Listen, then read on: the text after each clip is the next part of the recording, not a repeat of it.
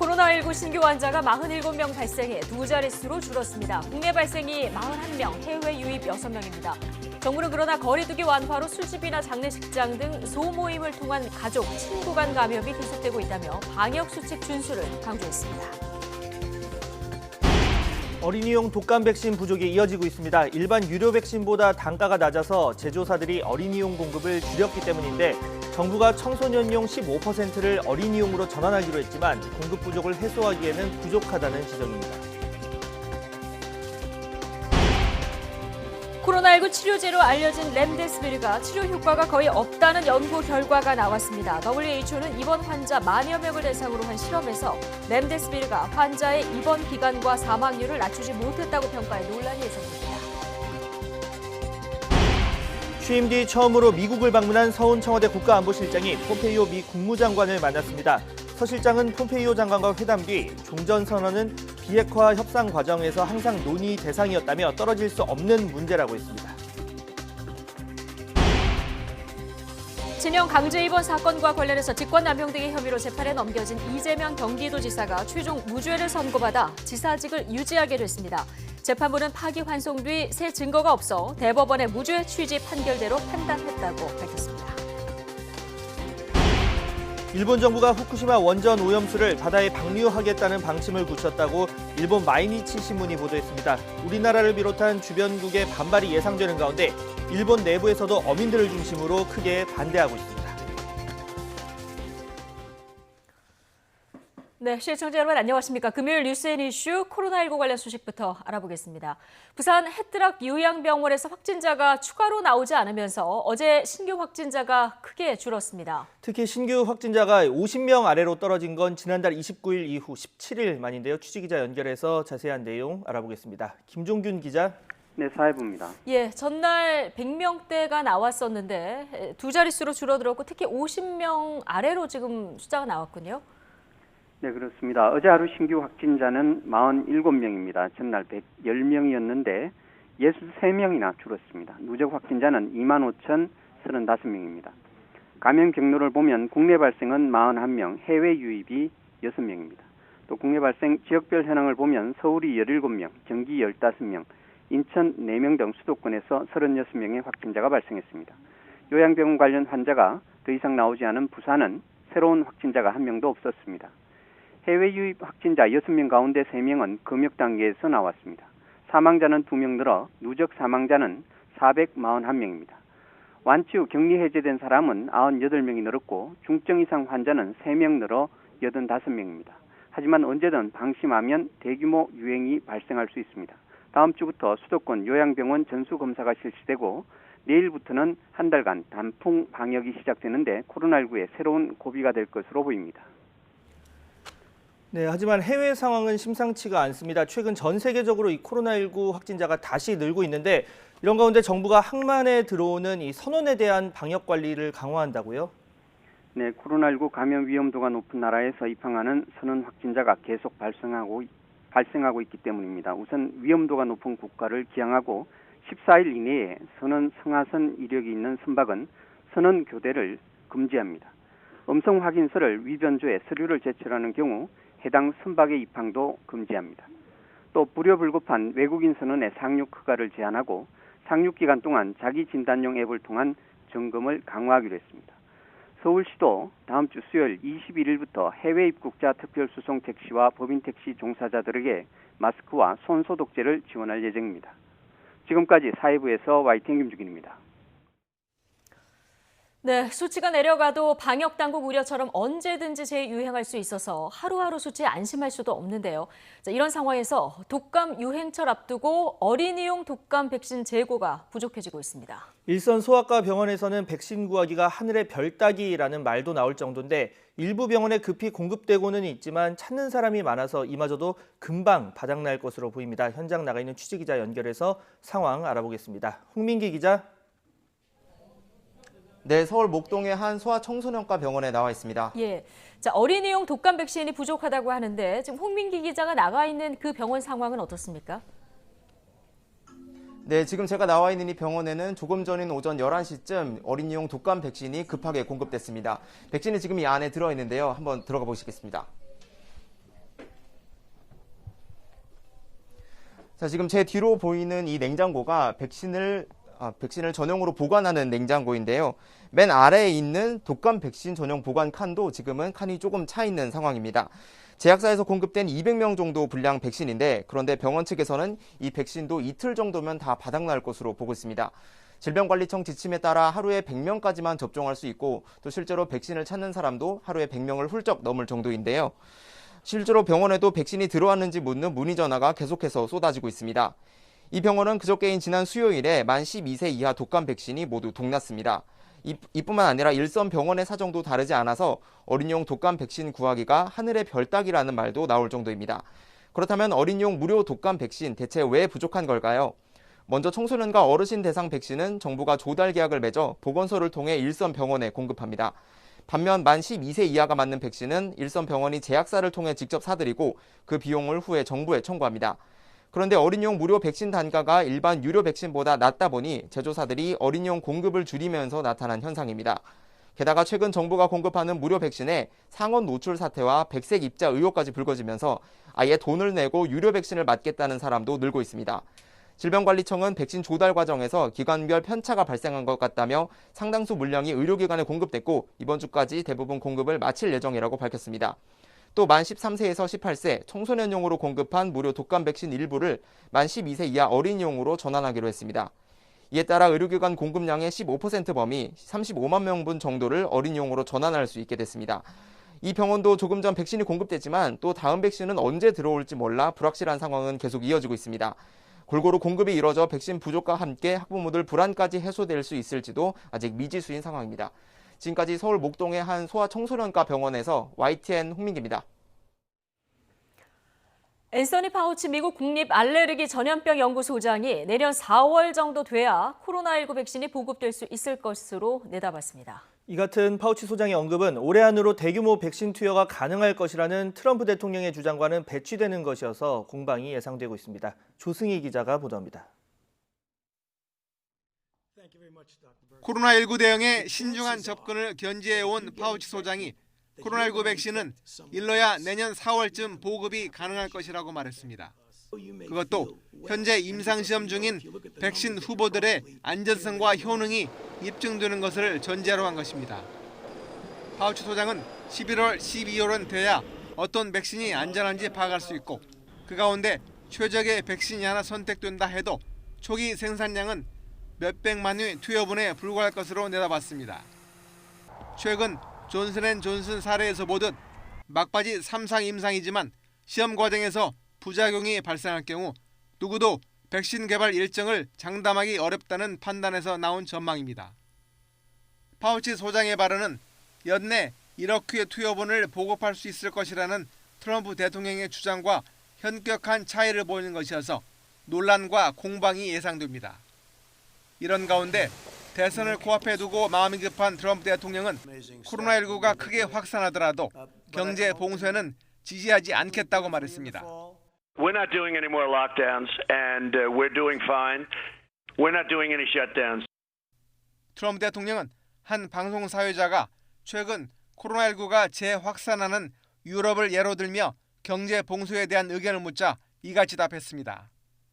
한편 민주당 카멀라 해리스 부통령 후보는 선거 캠프 안팎에서 코로나19 확진 판정을 받은 사례가 발생하자 오는 18일까지 대면 유세를 중단한다고 발표했습니다.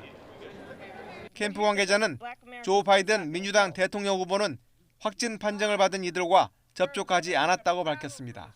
YTN 조승입니다.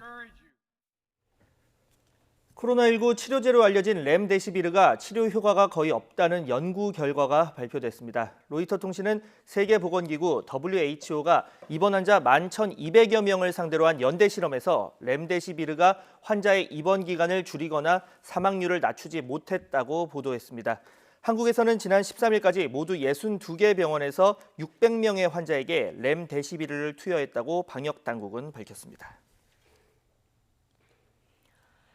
취임 후 처음으로 미국을 방문 중인 서훈 국가안보실장이 마이크 폼페이오 미국 국무장관과 만났습니다. 서훈 실장은 문재인 대통령이 유엔 총회에서 전 세계의 지지를 촉구한 종전선언 문제는 비핵화 협상에서 항상 논의 대상이었으며 한미 간에 다른 생각이 있을 수 없다고 밝혔습니다. 워싱턴 강태욱 특파원입니다. 서 실장은 종전선언 문제는 새로운 것이 아니라고 강조했습니다. 북한 비핵화 문제를 다루는 협상 테이블에 항상 올라와 있던 이슈라는 겁니다. 그거는 이제까지 항상 협상 테이블 위에 올라와 있던 문제였고 그 부분에 대해서는 한미 간에 다른 생각이 있을 수가 없죠. 다만 비핵화 과정에서 선후 관계와 비핵화의 결합 정도가 어떻게 되느냐가 논의할 문제라고 설명했습니다. 종전선언은 지난달 22일 문재인 대통령이 유엔 총회에서 전 세계의 지지를 촉구하면서 논의가 확대됐습니다. 서 실장은 또 남북관계에 대해 남북만의 독자적인 움직임과 협의로 진행될 수 있는 사안은 아니라고 선을 그었습니다. 미국과 주변국과 서로 함께 의논하고 협의해서 진행돼야 할 문제라고 강조했습니다. 남북관계나 북한의 핵협상이 시작된 것도 폼페이오 장관이 CIA 부장으로 있을 때부터 우리와 긴밀하게 협의한 가운데 계속되어 온 거 아니겠습니까? 교착 상태에 있는 한미 방위비 분담금 협상과 관련해서는 빨리 타결을 추진하면서도 우리의 원칙을 견지하겠다는 뜻을 밝혔습니다. 합리적으로 수용 가능한 선에서 합의되는 게 바람직하고 또 우리 국민이 바라는 거라고 설명했습니다. 서 실장은 이번 워싱턴 방문이 전격적으로 이뤄진 것은 아니고 미국 대선과는 무관하게 취임 직후부터 준비해온 것이라며 미국 측과 현안에 대해 폭넓고 생산적인 논의를 했다고 덧붙였습니다. 워싱턴에서 YTN 강태욱입니다. 네, 일본 정부가 이르면 이달 중 후쿠시마 원전 방사능 오염수를 바다에 방류하겠다는 방침을 발표할 것이라고 일본 언론들이 보도했습니다. 각종 준비 절차가 필요해서 실제 방류는 2년 뒤에 이루어질 것으로 보이지만 국내외의 거센 반발이 예상됩니다. 자, 도쿄 연결해 보겠습니다. 이경아 특파원. 네, 도쿄입니다. 예, 자, 일본 정부가 결국 해양 방류로 방침을 굳힌 모양이군요. 네, 마이니치 등 일본 언론들은 일본 정부가 해양 방류 방침을 굳혔다고 오늘 일제히 보도했습니다. 이르면 이달 중에 강요회의를 열어서 이런 방침을 공식 결정할 것이라고 일제히 전하고 있는데요. 조금 전 열린 기자회견에서 일본 정부 대변인인 가토 관방장관은 후쿠시마 오염수 처리 일정에 대해서는 아직 구체적으로 결정된 사실은 없다고 밝혔습니다. 하지만 매일 늘어나는 오염수를 그대로 둘 수는 없는 상황인 만큼 정부 책임 아래 처리 방침을 곧 결정할 것이라고 말했습니다. 후쿠시마 원전 운영사인 도쿄전력은 방사능 오염수를 핵물질 정화 장치를 거쳐 탱크에 보관해 왔는데 현재까지 123만 톤 정도가 쌓여 있습니다. 하지만 정화를 거쳐도 현재 기술로는 제거가 어려운 방사성 물질 삼중수소가 남아서 논란이 되어 왔습니다. 일본 정부가 해양 방류 방침을 결정하리라는 것은 이미 예고된 것입니다. 지난 2월 나온 일본 정부 산하 전문가 보고서에 해양 방류와 대기 방출 두 가지 방안 중에 해양 방류에 더 무게가 실려 있었습니다. 스가 총리는 취임 후 처음으로 후쿠시마를 방문한 지난달 26일에 조만간 처리 방법을 결정할 것이라는 입장을 밝히기도 했습니다. 자, 이 같은 해양 방류에 대해서 일본 밖에서는 물론이고요. 일본 내에서도 반발이 나올 것 같은데 앞으로 어떻게 진행이 될까요? 네, 일본 정부는 그동안 후쿠시마 원전 오염수 처리 방안을 놓고 국내의 여론을 지속적으로 들어왔습니다. 하지만 부정적인 여론은 여전히 가라앉지 않고 있는 상황입니다. 어제도 일본 어업단체 회원들이 주무부처인 경제산업성을 찾아와서 해양 방류가 실제로 이루어지게 되면 어업 종사자들이 막대한 피해를 입게 된다고 강력한 반대 입장을 전달하고 돌아갔습니다. 이뿐 아니라 그린피스 등 환경단체들도 오염수 보관 부지를 더 늘리는 방안 등 다른 대안도 있는데 일본 정부가 서둘러 해양 방류로 결정하려 한다면서 비판하고 있습니다. 한국 등 주변국에서도 해양 방류에 대해서 강한 우려를 밝혀왔는데요. 일본 정부가 공식적으로 방침을 결정해도 해양 방류가 바로 이루어지지는 않습니다. 원자력 규제위원회의 심사와 각종 설비를 준비하는 데 시간이 걸리기 때문에 실제 방류는 2년 뒤부터 가능할 전망입니다. 이 기간 동안 일본 정부는 국내외의 강한 반발을 가라앉히기 위해 지속적인 여론전을 펴나갈 것으로 보입니다. 지금까지 도쿄에서 YTN 이경아입니다. 친형 강제 입원과 관련해서 TV 토론에서 허위 사실을 알렸다는 혐의로 한때 당선 무효형까지 선고가 됐었던 이재명 경기도지사가 파기환송심에서 무죄를 선고받았습니다. 마찬가지로 당선 무효 위기에 몰렸던 은수미 성남시장에 대한 선고도 곧 이뤄질 예정인데 현장 중계차 연결해서 자세한 내용 알아보겠습니다. 부장원 기자. 네, 수원 고등법원에 나와 있습니다. 네, 먼저 이재명 지사 상황부터 보겠습니다. 이번 선고 결과로 이 정치적인 부담을 덜게 됐다 이런 분석이 나오고 있죠. 네, 그렇습니다. 당선 무효 위기에 몰렸던 이재명 지사가 파기환송심에서 무죄를 선고받았습니다. 수원고등법원은 조금 전인 오전 11시 이 지사의 공직선거법상 허위사실 공표 혐의 파기환송심을 열고 검사의 항소를 기각하고 무죄를 선고했습니다. 이 지사는 앞서 지난 2018년 지방선거 후보자 토론회에서 친형을 강제 입원시키려 한 적이 없다는 취지의 발언을 해 공직선거법상 허위사실 공표 혐의 등으로 재판에 넘겨졌는데요. 앞서 2심 재판부는 이 혐의를 유죄로 인정해 이 지사에게 당선 무효형에 해당하는 벌금 300만 원을 선고했었습니다. 하지만 지난 7월 대법원은 전원 합의체를 열고 공소 사실이 허위사실 공표에 해당하지 않는다며 무죄 취지로 사건을 되돌려 보냈습니다. 그리고 오늘 파기환송심 재판부도 대법원 판단에 따라 무죄를 선고했습니다. 재판부는 이 사건 토론회에서의 피고인 발언 내용을 보면 의혹을 제기하는 상대 후보자 질문에 대한 답변일 뿐 적극적이고 일방적으로 허위 사실을 널리 알리려는 공표행위라고 볼 수 없다고 밝혔습니다. 특히 토론회라는 특성상 의사소통 과정에서 나온 발언일 뿐 일부러 거짓말을 한 건 아니므로 선거법 인정한 허위사실 공표죄에 해당하지 않는다는 겁니다. 그러면서 환송 후 새로운 증거가 제출되지 않은 만큼 대법원의 무죄 취지 판결대로 판단했다고 설명했습니다. 이번 판결로 이 지사는 정치적 명운이 걸렸던 이번 사건에서 종착역을 눈앞에 두게 됐습니다. 아직 검찰의 재상고 여부는 정해지지 않았는데요. 하지만 재상고를 하더라도 앞서 대법원이 무죄 취지로 결론을 낸 만큼 이번 파기환송심 판결대로 최종 무죄가 확정될 가능성이 지배적입니다. 선고를 마치고 난 뒤 이 지사 그동안의 재판 과정에 대한 소회를 밝혔는데요. 먼저 정말로 어두운 터널을 지난 것 같다며 사법부의 현명한 판단에 경의를 표한다고 밝혔습니다. 그러면서 앞으로는 이런 송사에 시간을 허비하지 않고 도민들을 위한 모든 에너지를 쏟겠다고 전했습니다. 그러면서 대선 출마 가능성을 묻는 질문에는 대선은 국민들의 선택이라며 국민께서 부여해 주신 현재 경기도지사 역할에 최선을 다하겠다고만 말했습니다. 네, 정치자금법 위반 혐의로 재판에 넘겨진 은수미 성남시장 상황도 보겠습니다. 오늘 파기환송심 선고가 예정돼 있는데 몇 시에 진행됩니까? 네, 말씀하신 것처럼 은수미 성남시장에 대한 파기환송심 선고도 예정돼 있는데 조금 뒤인 오후 3시 이재명 지사가 선고가 있었던 같은 법정에서 파기환송심 선고가 내려집니다. 은 시장은 지난 2016년 6월부터 조직폭력배가 운영하는 업체로부터 90여 차례 차량 편의를 받은 혐의로 재판에 넘겨졌습니다. 마찬가지로 선출직 공무원은 정치자금법 위반 혐의로 벌금 100만 원 이상의 형을 확정받으면 직을 상실하는데요. 1심 재판부는 벌금 90만 원을 선고했지만 2심에서 검사의 양형부당 주장을 추가로 받아들여서 벌금 300만 원이 선고됐습니다. 하지만 대법원이 은 시장에게 벌금 300만 원 선고한 원심 판결을 깨고 사건을 수원 고등법원으로 돌려보냈습니다. 재판부는 검사가 1심 선고 이후 항소한 과정이 적법하지 않다고 판단했는데요. 검사가 항소하면서 일부 유죄, 일부 무죄 판단을 내린 1심 판결에서 유죄 부분에 대한 양형부당 이유를 구체적으로 쓰지 않았던 겁니다. 대법원은 이럴 경우 적법한 항소 이유로 볼 수 없는데도 원심이 1심보다 벌금액을 높인 건 위법하다고 지적했습니다. 다시 이곳 수원고등법원으로 돌아온 파기환송심 공판에서 검찰은 항소가 잘못됐다는 대법원의 판단을 비판하기도 했는데요. 은 시장의 혐의가 여러 죄에 해당해 범죄 사실 전체에 대해 양형부당을 항소한 것이며 대법원이 구체적인 이유를 적지 않으면 적법한 항소 이유라고 할 수 없다고 인용한 판례가 당시 봐주기 판결이라고 비판받은 사례라며 이 사안에 적용해서는 안 된다고 주장했습니다. 검찰은 파기환송심에서도 은 시장에게 원심 구형과 같은 벌금 150만 원을 구형했습니다. 대법원은 이 지사와 달리 은 시장에 대해선 무죄 취지가 아니라 검찰의 양형부당의 이유로 사건을 돌려보낸 만큼 당선 무효형에 해당하는 형이 나올 수도 있습니다. 하지만 100만 원 이상의 형이 선고되더라도 은 시장이 파기환송심에 불복해 대법원에 상고할 가능성은 남아 있습니다.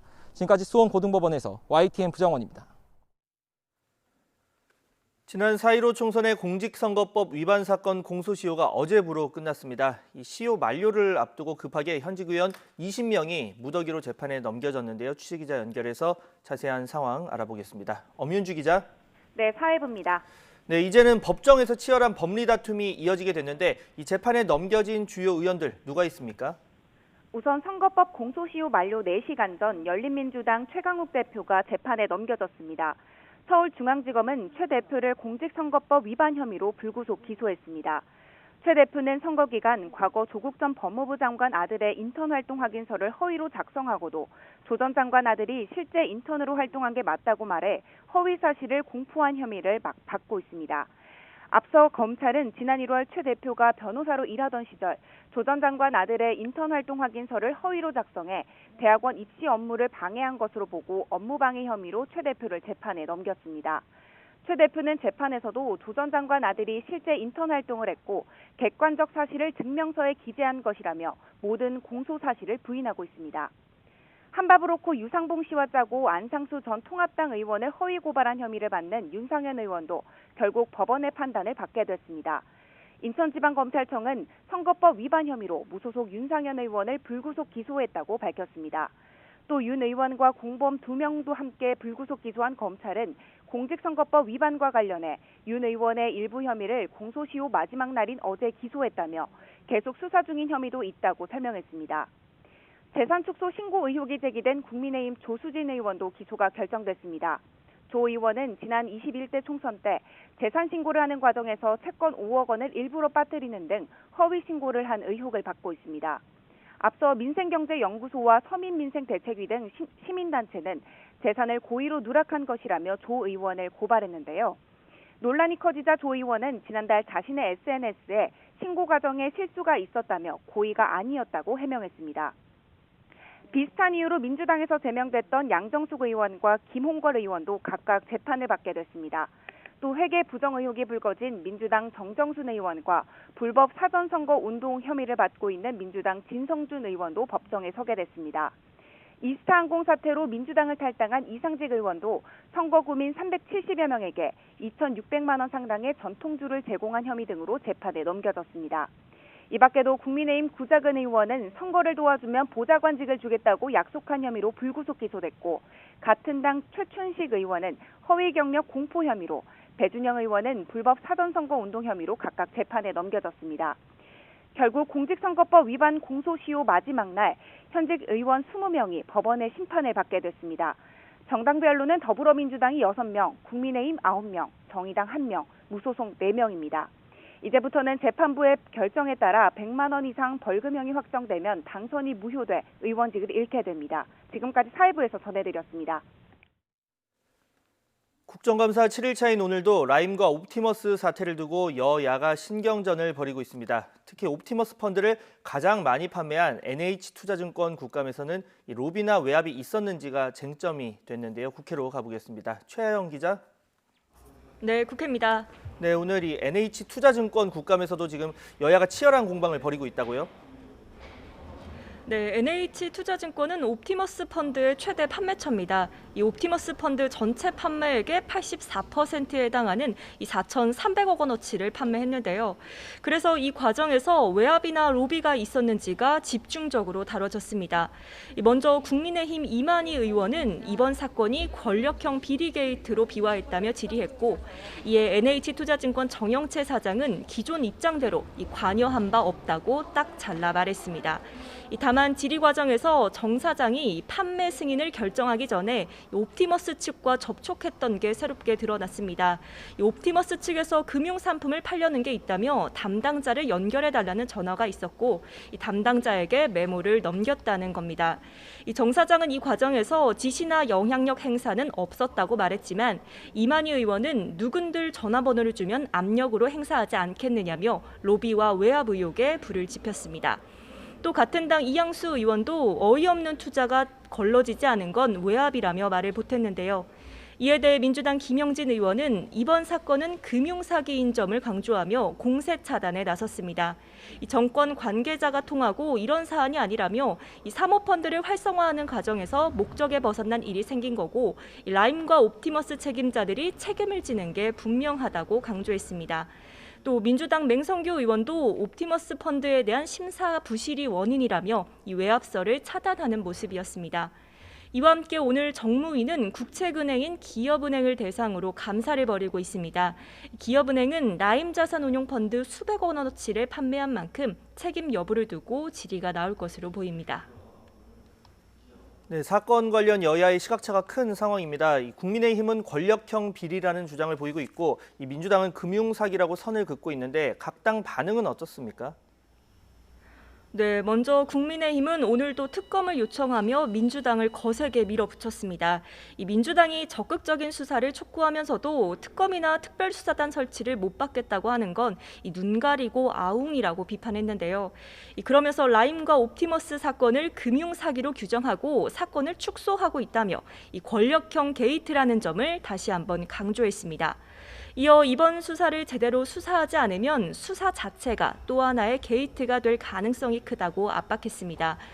이에 대해 민주당은 최근 잇단 여권 인사 연루설을 의식한 건지 오늘 아침 회의에서는 말을 아꼈습니다. 이 라임과 옵티머스 펀드 사건에 대해 일절 얘기하지 않은 채 이 수소경제나 택배 노동자, 이 공수처법 등 정책만 언급했는데요. 이번 사태에 대한 민주당 입장은 확고합니다. 이 국민의힘이 뚜렷한 근거 없이 권력형 게이트로 규정하고 정쟁의 도구로 사용하고 있다는 건데요. 이 권력형 게이트가 아니라 범죄자의 금융사기 사건이라며 여권 연루설에 명확히 선을 긋고 있습니다. 또 검찰이 어떤 성역도 두지 말고 사건의 전모를 밝혀야 한다며 이 야당의 특검과 특별수사단 요청에는 응하지 않겠다는 생각입니다. 지금까지 국회에서 전해드렸습니다. 유서를 남기고 극단적인 선택을 한 고 김홍영 검사에게 폭언과 폭행을 한 전직 부장검사를 수사하고 또 재판에 넘기는 게 타당한지 검토하는 검찰수사심의위원회가 오늘 오후 열립니다. 이 결과에 따라 그동안 지지부진했던 수사가 속도를 낼지 주목되는데요. 취재기자 연결합니다. 조성호 기자. 네, 대검찰청입니다. 네, 수사심의위원회 이제 2시간쯤 뒤 열리게 되죠? 네, 그렇습니다. 오늘 오후 2시 대검찰청 회의실에서 고 김홍영 검사 사건에 대한 검찰수사심의위원회가 열립니다.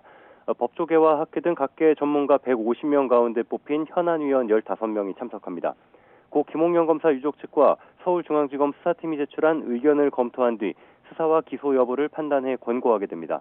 김 검사는 서울 남부지검 형사부에 근무하던 지난 2016년 5월 업무 스트레스와 압박감을 토로하는 유서를 남기고 33 나이에 극단적 선택을 했습니다. 이후 진행된 대검 감찰 조사에서 김 검사의 상관이던 김대현 전 부장검사가 2년 동안 상습적으로 폭언과 폭행을 한 사실이 드러났습니다. 이런 감찰 결과에 따라 법무부는 같은 해 8월 김 전 부장검사를 해임했습니다. 네, 지금 수사는 서울중앙지검에서 하고 있는데 이 김 검사 사건 수사와 관련해서 오늘 구체적으로 어떤 내용이 논의가 되겠습니까? 김 검사 유족 측이나 수사팀 사이에 수사와 기소 여부에 대한 이견은 크지 않을 것으로 보입니다. 다만 수사팀이 얼마나 수사 의지가 있는지가 관심사입니다. 서울중앙지검은 지난해 11월 대한변호사협회가 이 사건을 고발한 지 10개월 만인 지난 4일에야 가해자인 김 전 부장검사를 피고발인으로 불러 조사했습니다. 그래서 늑장 수사란 지적을 받았습니다. 김 전 부장검사에게 폭행 말고도 강요나 명예훼손 등 다른 혐의를 추가로 적용할 수 있을지도 쟁점이 될 전망입니다. 유족 측은 어제 김 검사의 근무지였던 서울 남부지검의 축소 감찰 의혹도 제기했는데요. 장난치듯이 때린 적이 있다는 동료들의 남부지검 진술이 대검 감찰에서는 문제 삼았을 정도로 세게 때렸다고 바뀌었다는 겁니다. 이런 의견까지 검토해 논의한 수사심의위원회 결과는 오늘 오후 6시쯤 나올 것으로 보입니다. 권고 결과에 따라 김 전 부장검사에 대한 수사가 속도를 내게 될지 주목됩니다. 지금까지 대검찰청에서 YTN 조성호입니다. 정부는 그동안 계속해서 공공임대주택을 늘리겠다고 강조해왔죠. 문재인 대통령까지 나서서 그냥 저렴한 정도가 아니라 평생 살고 싶을 정도로 주거의 질을 끌어올려야 한다 이렇게 밝히기도 했는데 이 현장을 직접 가보니까 기존에 지어진 공공임대주택 10곳 가운데 9곳은 전용 면적이 40제곱미터에도 못 미치는 게 현실입니다. 송재인 기자의 보도입니다. 공공임대주택을 저소득층을 위한 영구 임대주택뿐 아니라 중산층까지 포함하여 누구나 살고 싶은 질 좋은 평생주택으로. 문재인 대통령은 지난 8월 주거복지에 방점을 둔 공공임대주택 청사진을 제시했습니다. 누구나 살고 싶은 질 좋은 평생주택으로 만들어야 한다는 겁니다. 이전에 지어진 공공임대주택의 현실은 어떨까요? 경기도 하남시에 있는 공공임대주택에 직접 가봤습니다. 이곳은 지난 2018년부터 입주가 시작된 곳입니다. 5가구 가운데 1가구꼴로 16제곱미터, 그러니까 단 3걸음 정도면 전체를 돌아볼 수 있는 크기입니다. 최소 주거 기준을 간신히 넘기는 수준인 만큼 가구를 들이긴커녕 최소한의 짐조차 둘 곳이 마땅치 않습니다.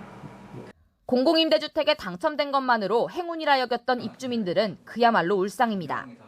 급하게 입주를 했는데 좀 많이 실망을 했죠. 옷이 둘 수 있는 공간이 여기 하나밖에 없어요. 그러다 보니까 여기를 제외하고도 뒤쪽에 그 행거를 뒀는데 그래도 부족해서 옷 박스를 좀 베란다에 둔 상태거든요. 쏟아지는 공공임대주택 대부분이 비슷한 실정입니다. 청년 1인 가구는 물론 신혼부부도 입주 대상인 행복주택의 94%가, 그리고 최저소득계층을 위한 영구 임대주택의 96%가 40제곱미터 이하의 규모입니다. 40제곱미터 이하 공공임대주택은 전체의 30%도 채 되지 않는 일본, 영국과 확연히 대비됩니다. 한정된 재원으로 공급량을 맞추려면 어쩔 수 없다지만 진짜 문제는 현행법이 소형 공급을 부추기고 있다는 겁니다. 전체 공공임대주택 가운데 80% 이상을 60제곱미터 이하로 지어야 한다고 못 박았습니다. 여기에 평수를 넓혀 지을수록 국가보조금 지원 비율이 뚝뚝 떨어지다 보니 사업자들도 큰 집을 지을 필요를 느끼지 못합니다. 최소 주거 면적이 14제곱미터로 지금 현재 되어 있는데요. 입주해 있는 주민들이 주거 공간이 너무 협소하다는 느낌을 좀 갖게 되었습니다. 그래서 평형수를 좀 확대할 필요가 있다는 생각을 했고, 평당 단가도 좀 높여줘야 될 것 같고, 정부의 재정 지원도 확대해야만 할 것이라고 판단하고 있습니다. 결국 질보단 양이라는 게 현재 공공임대주택 정책의 근간입니다. 양도 많고 질도 좋은 공공임대주택으로의 정책 전환이 없다면 누구나 살고 싶은 평생주택은 꿈 같은 말에 그칠 수밖에 없습니다. YTN 송재인입니다.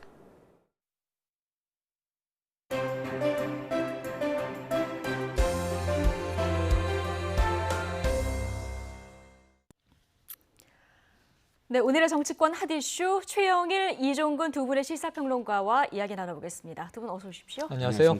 예, 안녕하세요.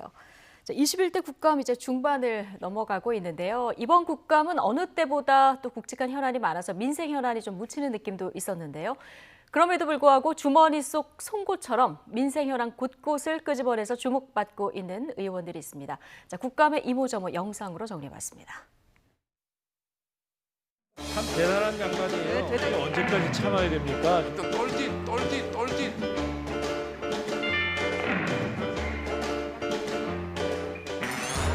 또한의 칭찬 배지 받고 싶은 친구들 모여라.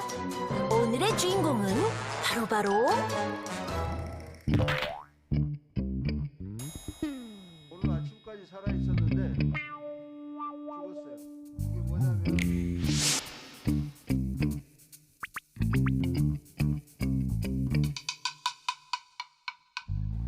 저 국이 뚝뚝 떨어지는데 좀 다치고 하시는 게 좋잖아요. 근데 이제 이게 우리 민어 가격이 3분의 1 정도밖에 안 돼요. 근데 실제로 이제 이걸 민어라고 이제 속여서 파는 거죠.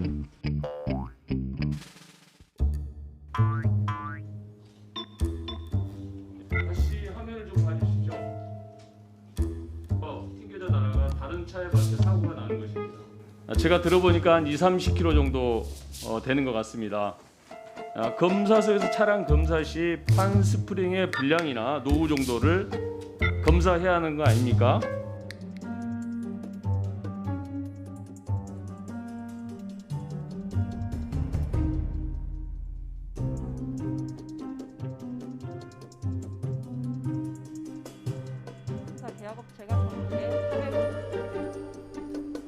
일하다 죽거나 다친 노동자들 보고 같이 슬퍼하고 같이 아파할 줄 아는 감수성, 그런 게 없다. 그렇지 않고서야 이런 일이 계속 발생하고 전업체에 일을 계속 주고 그게 가능했겠습니까? 대답하십시오. 네, 어떤 불행한 사고에 대해서 거듭 사죄드립니다.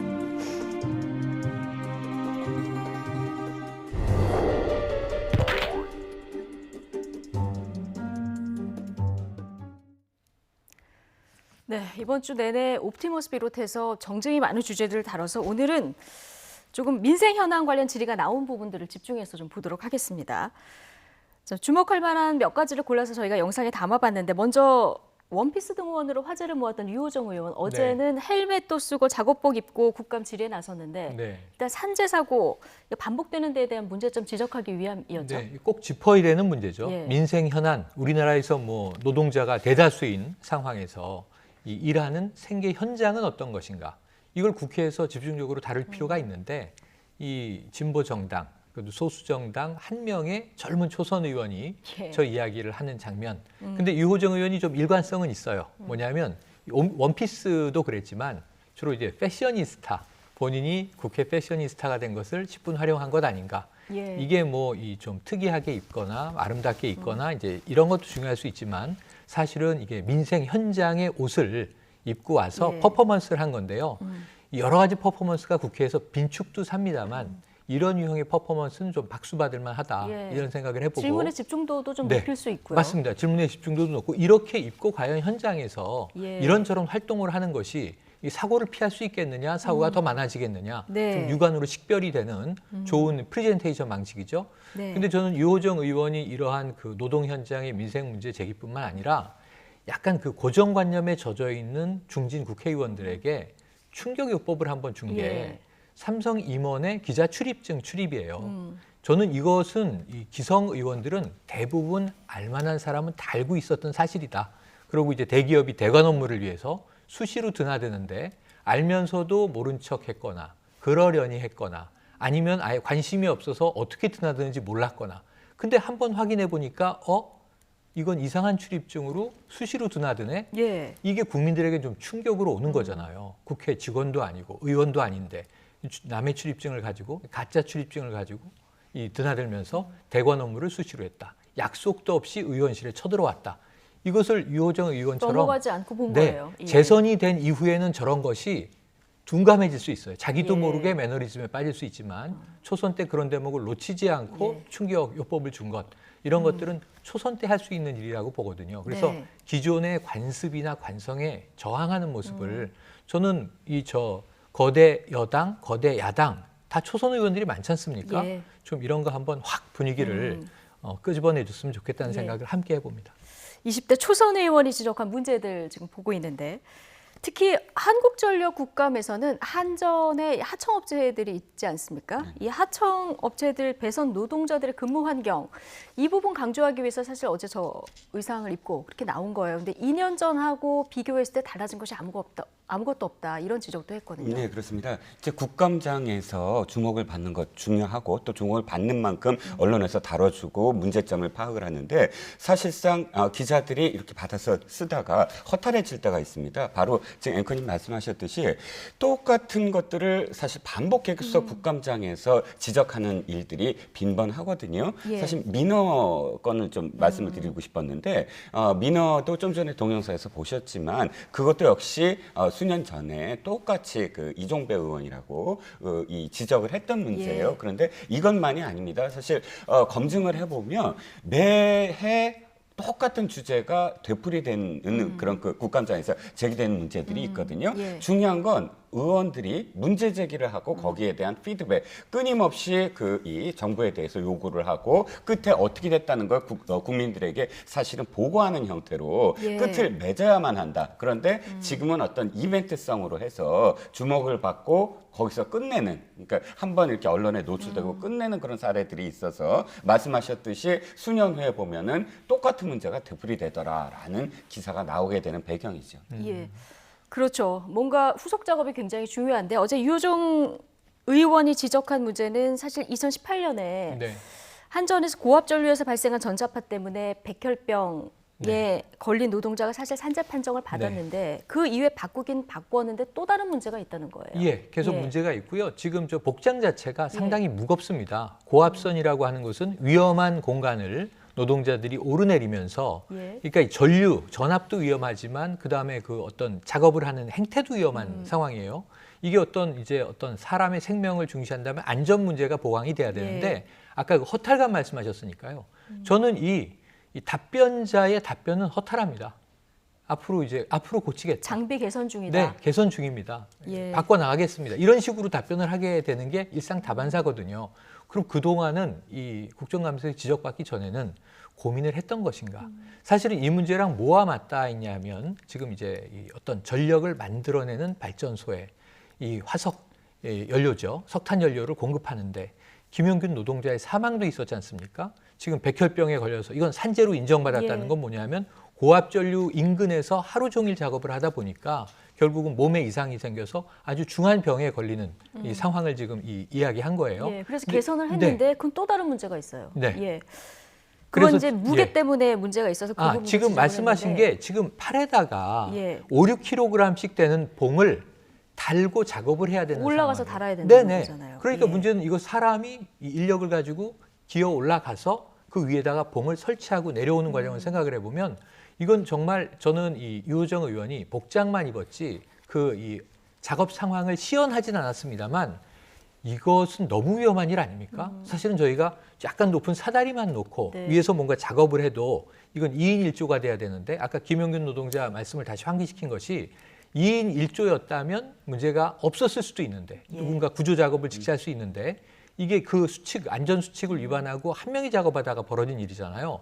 그럼 그 이후에 이 작업 현장은 과연 안전 상태가 개선됐는가? 이 똑같은 상황입니다. 이 무거운 봉을 양팔로 들고 기어 올라가서 작업을 하고 내려온다. 이 부분에 있어서 어느 정도의 안전 조치가 되고 있는지에 대해서 또 질타를 했는데 사실은 저는 한두 가지 사안은 아니라고 봐요. 300명의 의원이 자신이 맡은 소관 상임위 내에서 관계가 되는 민생 현장을 들여다보기만 하면 저는 문제들은 쏟아져 나와서 우선순위를 잡기 위해서 고민을 해야 할 텐데 지금 이 민어 가지고 오는 고민, 뭐 과거에는 괴물지, 구렁이 또는 뭐 이 벵갈 고양이 이런 것들을 가져오기 위한 고민 속에 민생에 대한 이 초점은 어디에 갔을까 하는 고민을 해보는데 올해도 사실은 맹탕국감이라는 이 키워드가 아까 등장했습니다만 크게 다르지 않다. 크게 다르지 않다.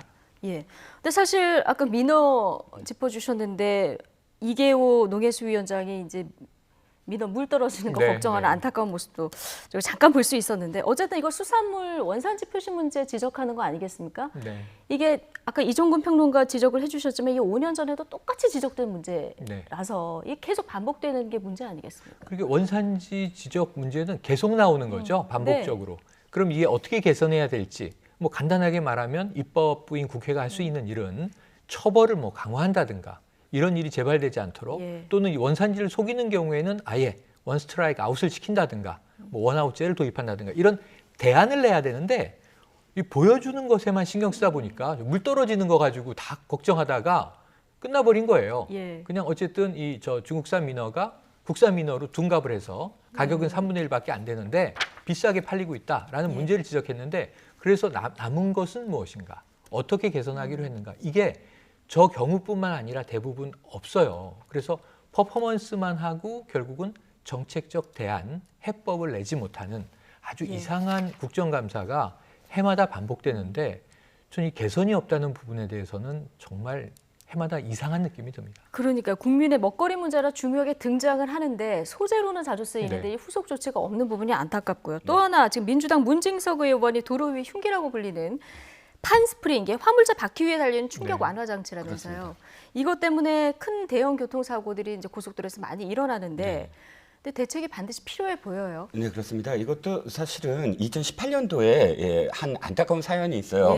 그 예비 신랑이 이천을 지나는 그 고속도로를 가다가 바로 팜스프링으로 추정되는 물체가 그대로 그 운전석 유리를 뚫고 들어와서 심장에 박혀서 사망하는 사건이 있었거든요. 그때도 굉장히 이것이 이제 이슈가 됐어요. 그럼 그 다음에 어떻게 됐냐면 원래 이 장치 자체가 문제가 되는 게 아니라 이것을 띄어서 화물차에 적 적재해 있는 화물들이 쏟아지지 않도록 튜닝, 그러니까 개인들이 그것을 막았다는 옮겨놓는 게 가장 큰 문제거든요. 밑에 제대로 이 설치돼 있으면 문제가 아닌데 이것을 불법으로 개조해서 뛰쳐나오게 만드는, 쏟아지게 만드는 그런 것들을 사실 단속을 해야 되는데, 도리어 문지석 의원이 지금 문제 제기한 건 이거예요. 올 4월 달에 거꾸로 튜닝을 할 수 있도록 하는, 도리어 그런 법 개정을 했었거든요. 지금은 다시 이제 바로 잡히긴 했으나 또다시 문제가 되는 건, 그럼 이 적재함 개조된 것을 얼만큼의 사이클로 사실은 검증을 하느냐. 근데 제대로 그것이 검증이 되지 않고 있다라는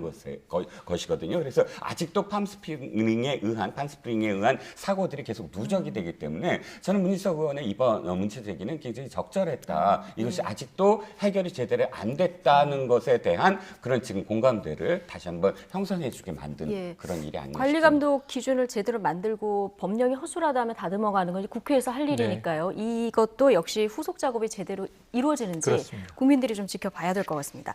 자, 그런가 하면은 어제 법사위 국감에서는 검언 유착 의혹으로 수사를 받는 한동훈 검사장의 국감 증인 채택을 두고 여야 설전이 이어졌는데요. 이 모습 잠깐 보고 오시겠습니다. 지금 그 한동훈 그 검사장은 이제 국감에 나와서 이제 증언하겠다.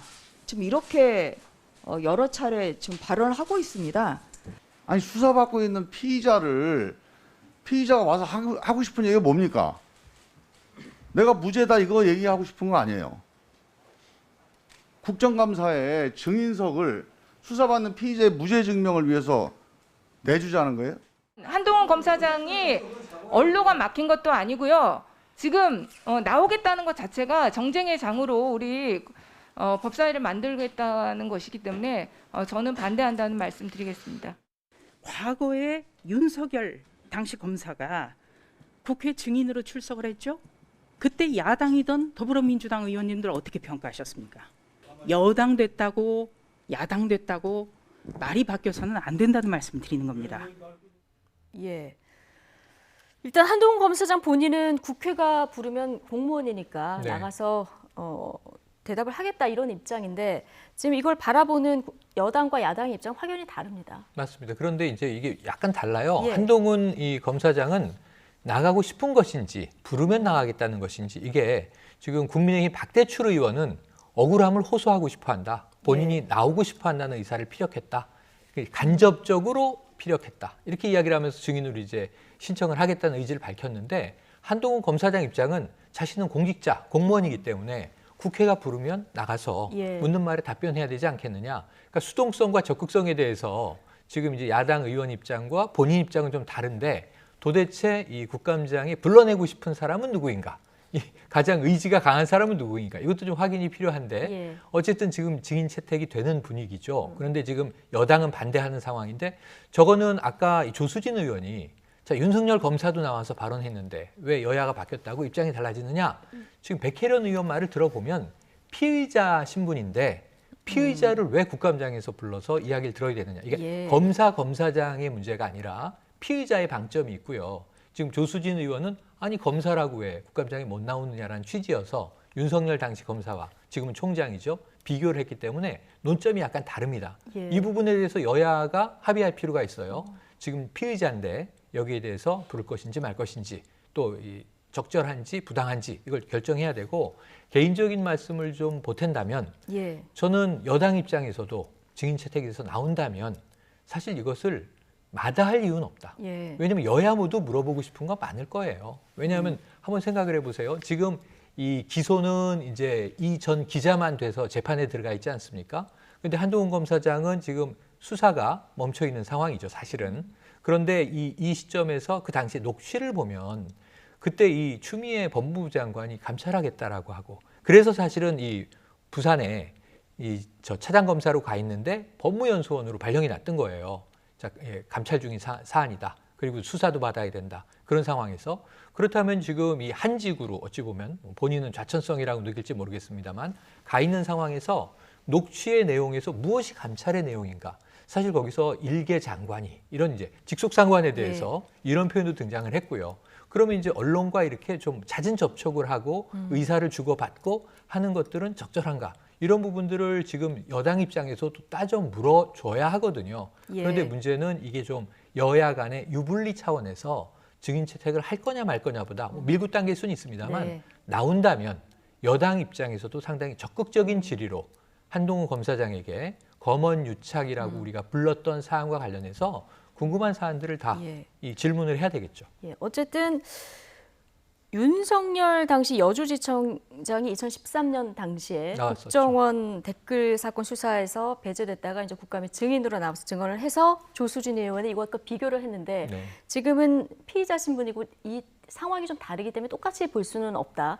그러나 뭐 나오면 여야가 공이 이제 질의를 하면 된다는 의견을 주셨는데 나올까요? 어떻게 보십니까?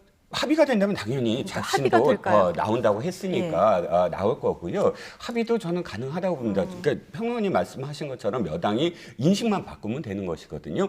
도리어 더 이것을 적극적으로 진짜 그 활용을 해서 물어보고 싶은 거, 검언 유착을 하고 주장하는 부분에 대해서 실체를 좀 더 의원들이 적극적으로 밝힐 수 있는 그런 장이 될 수도 있는 것이고. 그런데 저는 이제 피의자라고 여당이 계속 주장하지만 사실 한동훈 검사장은 의자이자 피해자이거든요. 왜냐하면 지금은 검언 유착 사건만 이야기를 해서 피의자라고 표현을 하지만 독직 폭행 사건의 피해자고요. 또 권한 유착 사건의 또 피해자로 KBS의 오보 사건이 있지 않았습니까? 그렇다면 포괄적으로 다룬다면 피해자 신분으로서 이야기할 수 있는 그런 공간도 충분하고요. 두 번째, 조수진 의원이 윤석열 검사에 대한 이 증인 채택과 관련돼서 예를 들어서 그렇지 사실상 이 여야가 바뀌었을 때 똑같은 어떤 충돌이 계속 있었어요. 그러니까 수사 중인 사건에서 지금 국민의힘이 여당일 때는 한나라당 시절에는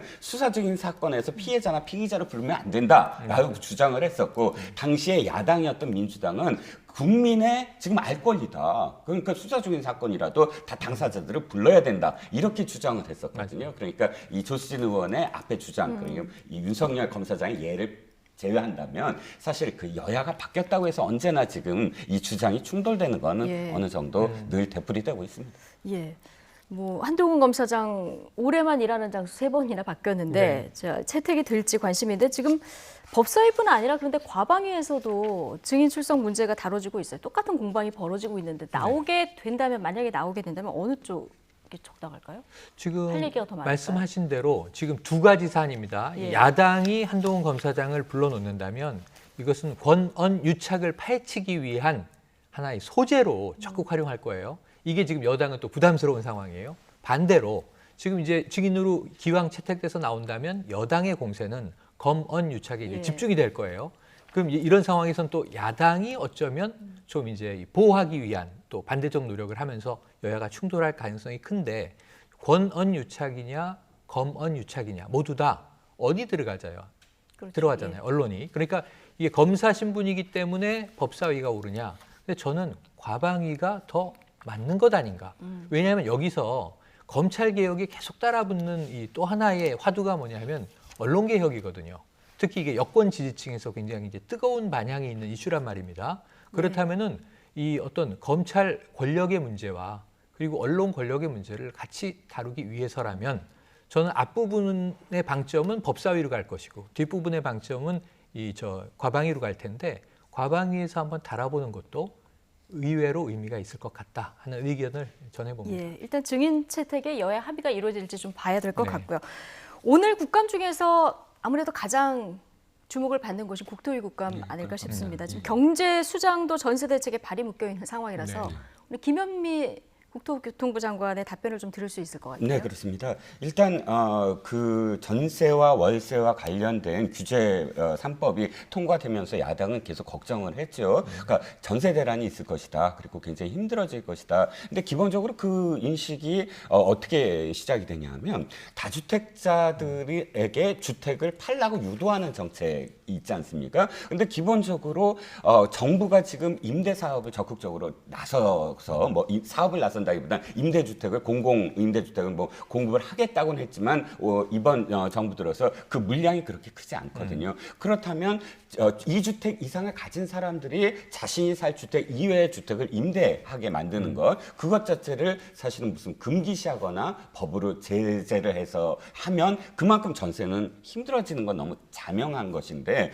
처음에 임대사업을 권장했다가 아예 그것 자체도 사실 다시 법으로 묶어놓고 자꾸 팔라고 유도하고 실수요자 중심으로 가다 보니까 전세는 어차피 힘들어지는 거는 결과적으로 맞지 않습니까? 그게 이제 홍남기 부총리의 예가 이제 완전히 국민들에게 하나의 어떤 그 예로 지금 표현되는 것이고요. 그러다 보니까 어쨌든 지금 이제 정도는 정부의 어떤 시책이 결과가 나와야 되는 시점입니다. 이미 뭐 7, 8월 뭐 해서 23차례, 총 23차례나 이 지금 법을 계속 새롭게 고쳤으니까요. 근데 문제는 현재까지 어떤 그런 그 KB 쪽이나 혹은 뭐 감정원 쪽의 어떤 뭐 부동산 매매 동향을 보면 전세는 여전히 폭등을 하고 있는 상태입니다. 내려가지 있지 않고 가장 중요한 건 물량이 없는 거예요. 물량이 제대로. 그래서 아마도 그것과 관련해서 집중적으로 김현미 장관이 답변을 해야 되는 어떤 상황일 것 같습니다.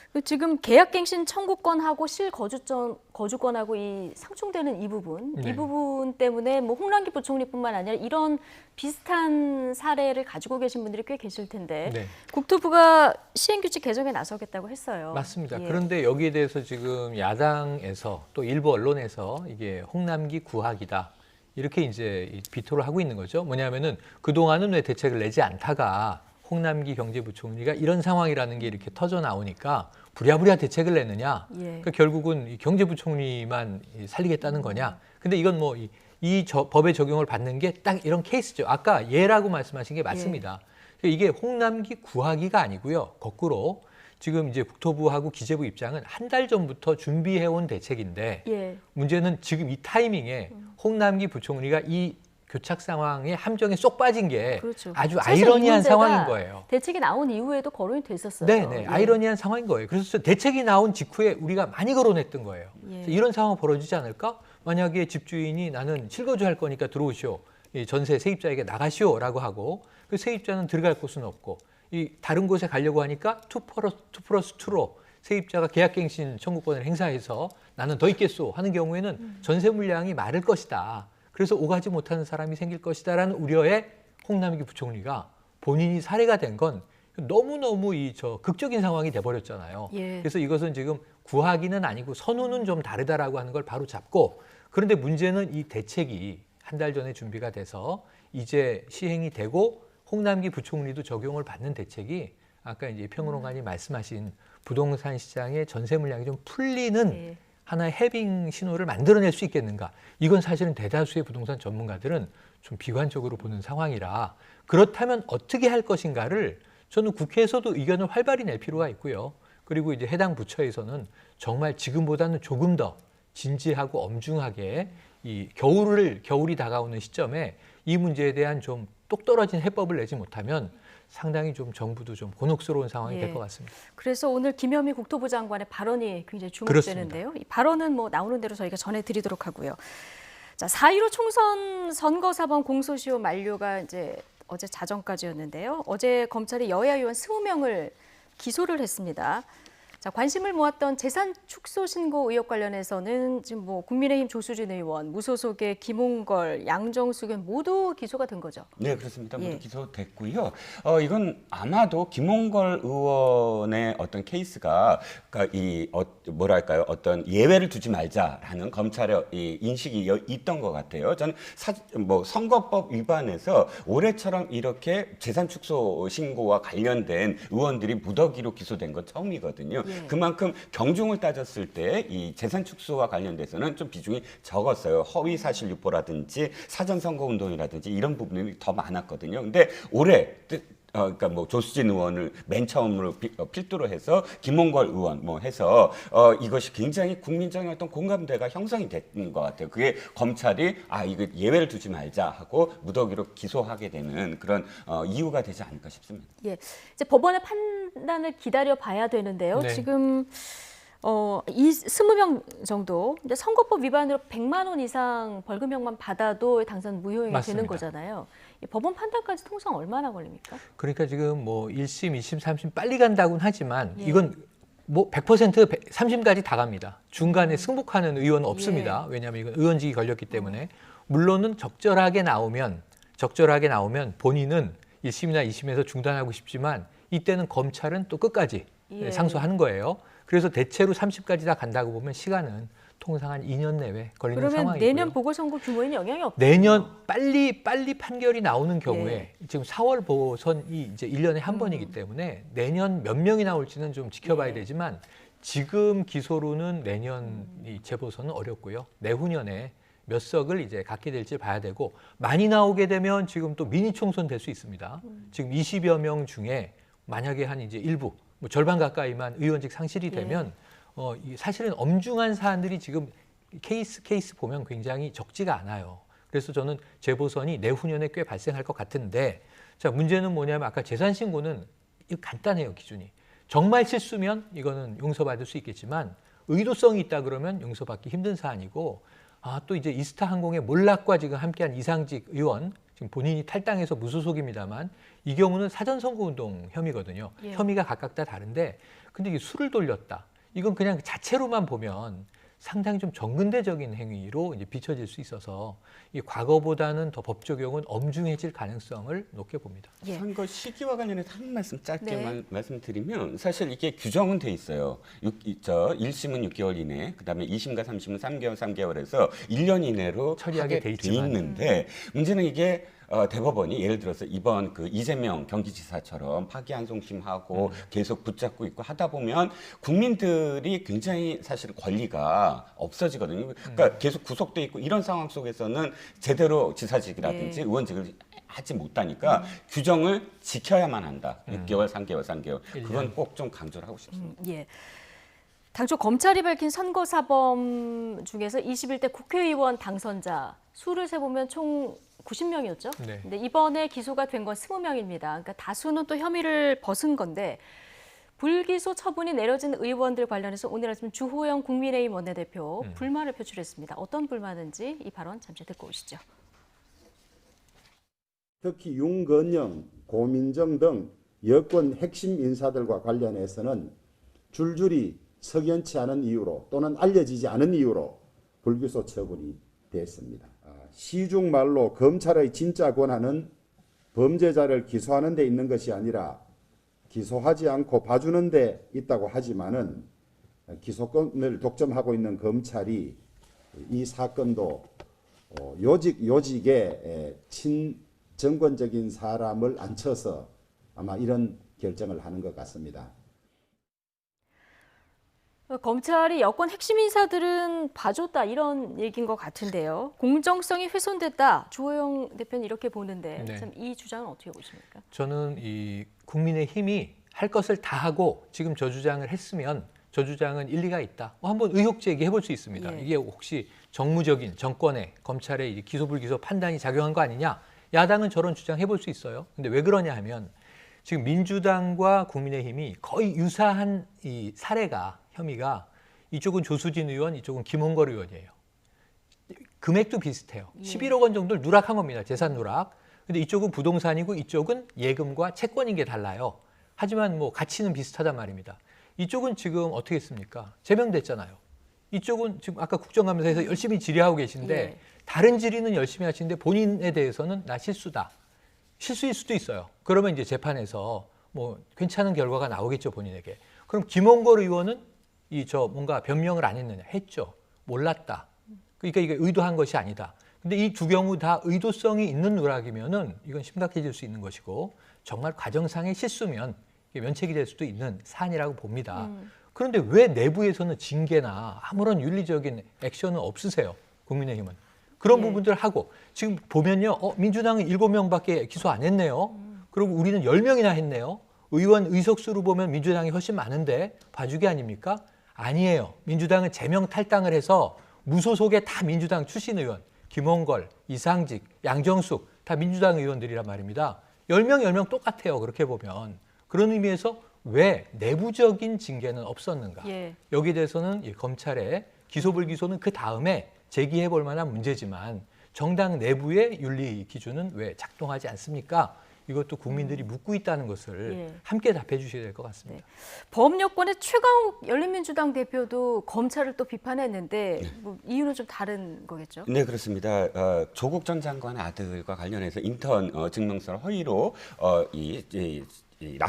제출했다라는 것인데 이것과 관련해서 이 선거 기간 동안 그런 사실이 없다라고 한 것이 이제 허위 사실 공포다라고 검찰이 공소시효 하루 전날 결정을 했습니다. 그러니까 하루 전날 했다는 건 그만큼 또 정무적으로 고민했다 이렇게 지금 사실 해석이 가능하잖아요. 예. 그러니까 더욱더 최 의원이 이렇게 반발을 하면서 사실 검찰을 향해서 반발했다기보다는 이제 윤석열 검찰총장을 꼭 집어서 지금 이 적시를 하면서 비판하고 있는데 예. 검찰 입장에서 좀 해석을 해보면 이미 그 허위로 지금 그것을 했다라는 사실로 불구속 기소를 한 상태예요. 맞아요. 그렇기 때문에 그것이 만약에 기소 유예하거나 아니면 완전히 무혐의 처분을 받았다 그러면 이것 자체가 성립이 안 되는데 그쪽에서 검찰이 이미 1월 달에 판단을 이건 허위로 했다라고 그 건에 대해서 기소를 했기 때문에 이것 자체가 허위 사실이다라고 이야기할 수 있는 앞뒤가 사실 그렇죠. 앞뒤가 이 맞잖아요. 그렇기 때문에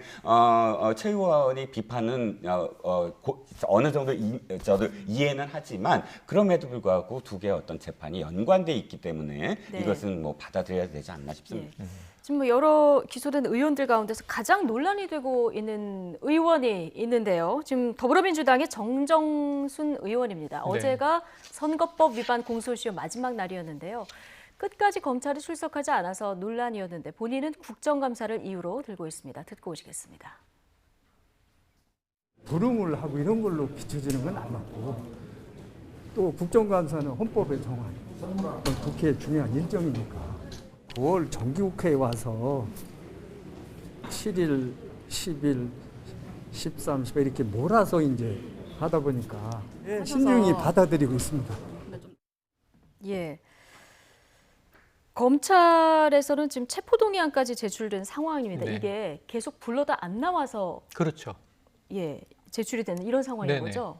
그런데 이제 국정감사 때문에 지금 못 나간다. 사실은 본인의 국정감사 답변이었습니다. 이전부터 소환 요청이 들어갔었죠. 그런데 이 출석을 안 하고 있었죠. 그러면서 이제 지금 이 정정순 의원이 한 이야기는 지난달 26일에 내가 검찰에 가겠다고 했다. 그랬더니 그날은 수사 중이라 안 된다고 했다.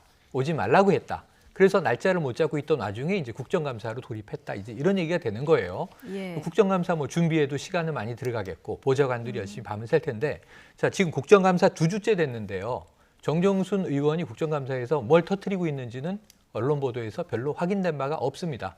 뭐 당연히 하고 계시겠죠. 예. 놀고 계시진 않겠죠. 그런 생각을 하지만 그 하루 소환 못 갑니까? 그 반나절 소환 못 갑니까?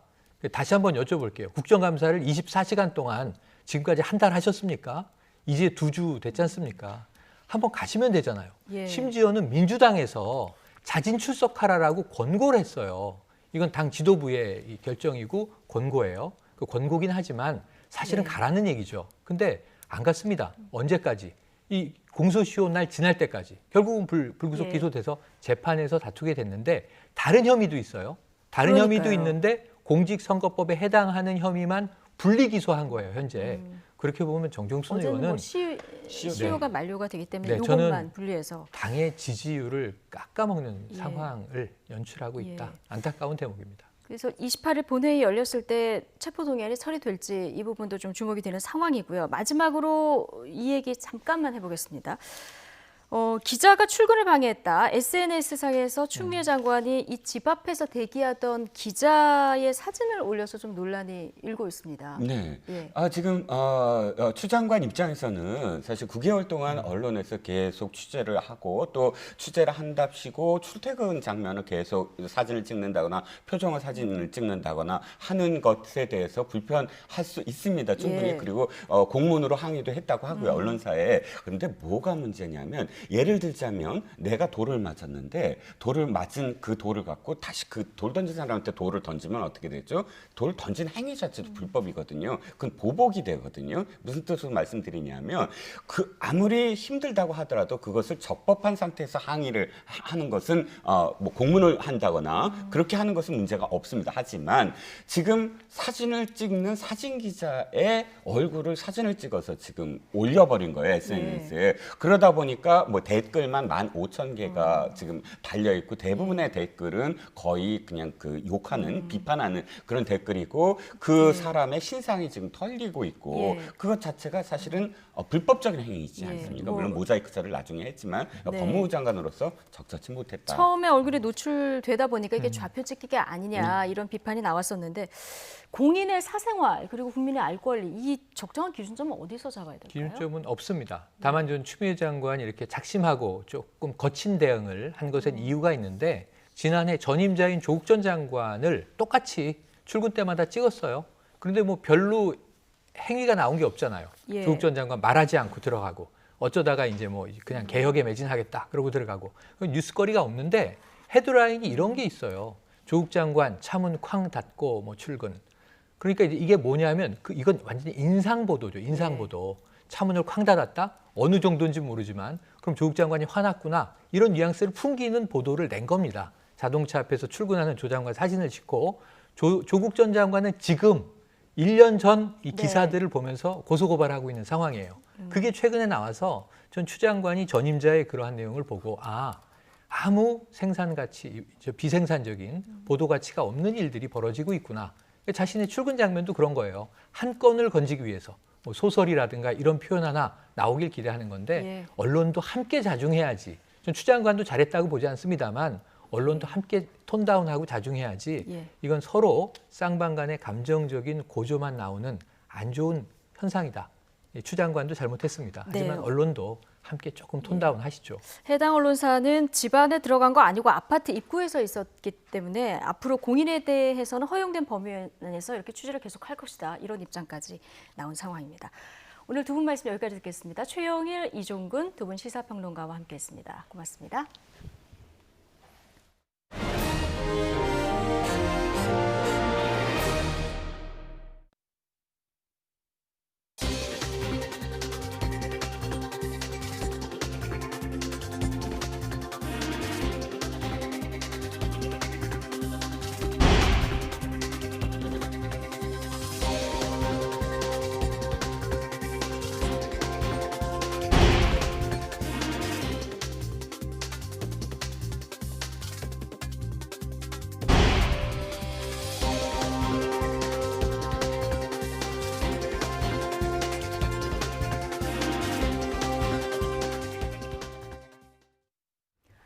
네, 다시 코로나19 상황 알아보겠습니다. 코로나19 신규 환자는 47명으로 하루 만에 다시 두 자릿수로 내려갔습니다. 지난달 29일 38명이 확진된 이후 최소 규모를 기록했습니다. 중앙방역대책본부는 오늘 0시 기준 국내 확진자가 25,035명, 사망자는 2명 늘어난 441명이라고 밝혔습니다. 지역 발생만 41명으로 수도권에서는 36명이 확진됐습니다. 서울 17명, 경기 15명, 인천에서 4명이 나왔고 대전과 전북 2명씩, 충남 1명으로 전국 6개 시도에서 산발적 감염이 이어졌습니다. 부산시 북구 만덕동 요양병원 집단 감염과 관련해서 부산시 전 지역의 요양병원과 요양원에 대해서 전수검사를 실시하기로 했습니다. 중앙재난안전대책본부는 오늘 부산시청에서 회의를 열어서 집단 감염 발생 현황과 대책을 보고받고 이같이 결정했습니다. 어제는 노인의료복지시설과 주야간 보호시설을 대상으로 외부인 출입 통제, 방역 책임자 지정, 마스크 착용 의무화 등을 내용으로 하는 행정명령을 발령했습니다. 더불어민주당 이낙연 대표는 일부 보수단체가 주말 대규모 집회를 예고한 것과 관련해 경찰은 법이 허용하는 가장 강력한 방법으로 위험 요소를 차단해달라고 요청했습니다. 이 대표는 오늘 최고위 전국위원장 연석회의에서 요양병원에서 코로나19 집단 감염이 이어지는 등 조금의 방심도 금물인 상황에서 일부 보수단체가 집회를 계획하고 있어 몹시 걱정이라면서 이같이 밝혔습니다. 그러면서 경제 회복의 전제 조건은 철저한 방역이라며 일부 집단의 무모한 집회로 경험한 지난 2달의 불행이 되풀이되지 않도록 자제해달라고 강조했습니다. 친형 강제 입원과 관련해 허위사실 공표 혐의로 당선 무효형까지 선고됐던 이재명 경기도지사가 파기환송심에서 무죄를 선고받았습니다. 정치적 명운이 걸렸던 이번 재판에서 무죄를 받아든 이 지사는 사법부 판단에 경의를 표한다며 소회를 밝혔는데요. 마찬가지로 당선 무효 위기에 놓인 은수미 성남시장의 파기환송심도 곧 선고가 이뤄질 예정이라서 결과가 주목되고 있습니다. 현장 나가 있는 YTN 중계차 연결해 보겠습니다. 부장원 기자. 네, 수원 고등법원에 나와 있습니다. 네, 이재명 지사 파기환송심 결과부터 좀 보죠. 당선 무효 위기에서 벗어났다고요? 네, 그렇습니다. 지사직 상실 위기에 몰렸던 이재명 지사가 파기환송심에서 무죄를 선고받았습니다. 수원고등법원은 오전 11시 이 지사의 공직선거법상 허위사실 공표 혐의 파기환송심을 열고 검사의 항소를 기각하고 무죄를 선고했습니다. 이 지사는 지난 2018년 지방선거 후보자 토론회에서 자신의 친형을 강제식 입원시킨 적이 없다는 취지의 발언을 해 허위사실 공표 혐의 등으로 재판에 넘겨졌는데요. 앞서 2심 재판부는 이 허위사실 공표 혐의를 유죄로 인정해 이 지사에게 당선 무효형에 해당하는 벌금 300만 원을 선고했었습니다. 하지만 지난 7월 대법원은 전원합의체를 열고 공소사실이 허위사실 공표에 해당하지 않는다며 무죄 취지로 사건을 되돌려 보냈습니다. 그리고 오늘 파기환송심 재판부도 대법원 판단에 따라 무죄를 선고했습니다. 재판부는 이 사건 토론회에서의 피고인 발언 내용을 보면 의혹을 제기하는 상대 후보자 질문에 대한 답변을 했을 뿐 적극적이고 일방적으로 허위사실을 널리 알리려는 행위라고는 볼 수 없다고 밝혔습니다. 토론회라는 특성상 의사소통 과정에서 나온 발언일 뿐 일부러 거짓말을 한 건 아니므로 선거법이 정한 허위사실 공표죄에 해당하지 않는다는 겁니다. 그러면서 환송 후 새로운 증거도 제출되지 않은 만큼 대법원의 무죄 취지 판결대로 판단했다고 설명했습니다. 이번 판결로 이 지사는 정치적 명운이 걸렸던 이번 사건에서 종착역을 눈앞에 두게 됐습니다. 아직 검찰의 재상고 여부는 정해지지 않았지만 검찰이 재상고를 하더라도 앞서 대법원이 무죄 취지로 결론을 낸 만큼 이번 파기환송심 판결대로 최종 무죄가 확정될 가능성이 지배적입니다. 선고를 마치고 난 뒤 이 지사는 그동안의 재판 과정에 대한 소회를 밝혔는데요. 직접 들어보겠습니다. 사법부의 현명한 판단에 경의를 표합니다. 저는 언제나 말씀드렸듯이 사필 규정을 믿고 또 우리 다수 국민들의 집단 지성을 믿습니다. 정말로 너무 먼 어두운 터널을 지나온 것 같습니다. 이 지사는 이어 앞으로는 이런 송사에 시간을 허비하지 않고 도민들을 위해 모든 에너지를 쏟겠다고 전했습니다. 그러면서 대선 출마 가능성을 묻는 질문에는 대선은 국민들의 선택이라며 국민께서 부여해 주신 현재 역할에 최선을 다하겠다고만 말했습니다. 네, 이런 가운데 정치자금법 위반 혐의로 재판에 넘겨진 은수미 성남시장도 오늘 오후 파기환송심 선고가 예정돼 있죠. 네, 그렇습니다. 잠시 뒤인 오후 3시 은수미 성남시장의 파기환송심 선고도 예정돼 있습니다. 은 시장은 지난 2016년 6월 1년 동안 조직폭력배가 운영하는 업체로부터 차량 편의를 90여 차례에 걸쳐 받은 혐의를 받고 있습니다. 앞서 1심 재판부는 은 시장에게 벌금 90만 원을 선고했지만 2심은 검사의 양형부당 주장을 추가로 받아들여 벌금 300만 원을 선고했습니다. 선출직 공무원인 은 시장은 이대로 형이 확정되면 직을 상실하는데요. 하지만 대법원은 원심 판결을 깨고 사건을 수원고등법원으로 돌려보냈습니다. 1심 선고 이후 검찰의 항소 과정이 적법하지 않았다며 재판을 다시 하라고 한 겁니다. 검찰이 1심 판결에 대해 항소하면서 유죄 부분에 대해 양형이 부당한 이유를 구체적으로 쓰지 않았다는 건데 이럴 경우 적법한 항소 이유로 볼 수 없는데도 2심이 1심보다 벌금액을 높인 건 위법하다는 게 대법원의 판단입니다. 다시 열리게 된 파기환송심 공판에서 검찰은 은 시장의 혐의가 여러 개이기 때문에 범죄 사실 전체에 대해 양형부당으로 항소한 거라며 대법원의 판단을 작심 비판했습니다. 그러면서 은 시장에게 원심과 마찬가지로 벌금 150만 원을 구형했습니다. 이 지사와 달리 은 시장의 경우 대법원이 무죄 취지가 아니라 재판 과정을 문제 삼아서 사건을 돌려보낸 만큼 당선 무효형에 해당하는 형이 나올 수도 있습니다. 지금까지 수원고등법원에서 YTN 부장원입니다.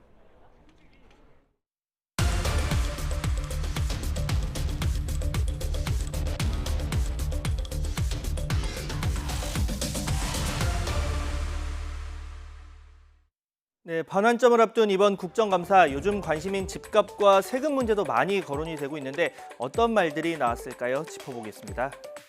자, 이 서울에 있는 주택의 재산세 내게 된다면 절반은 서울시 그리고 절반은 각 구에 돌아가는데요. 이 구가 가져가는 재산세 50%를 감경하는 방안을 국민의힘 소속 조은희 서초구청장이 추진을 하고 있죠. 이번 서울시의 국감 화두였습니다. 자, 조건은 보시는 것처럼 두 가지입니다. 이 공시가격 9억 원 이하, 이 9억 원 공시가격 정도면 실거래가는 한 10억 원대 중반 정도가 되겠고요. 이 본인뿐 아니라 가구 구성원까지 1주택자여야 합니다. 국민의힘 의원들 서울 전 지역으로 확대하자고 목소리를 높였습니다. 직접 들어보시죠.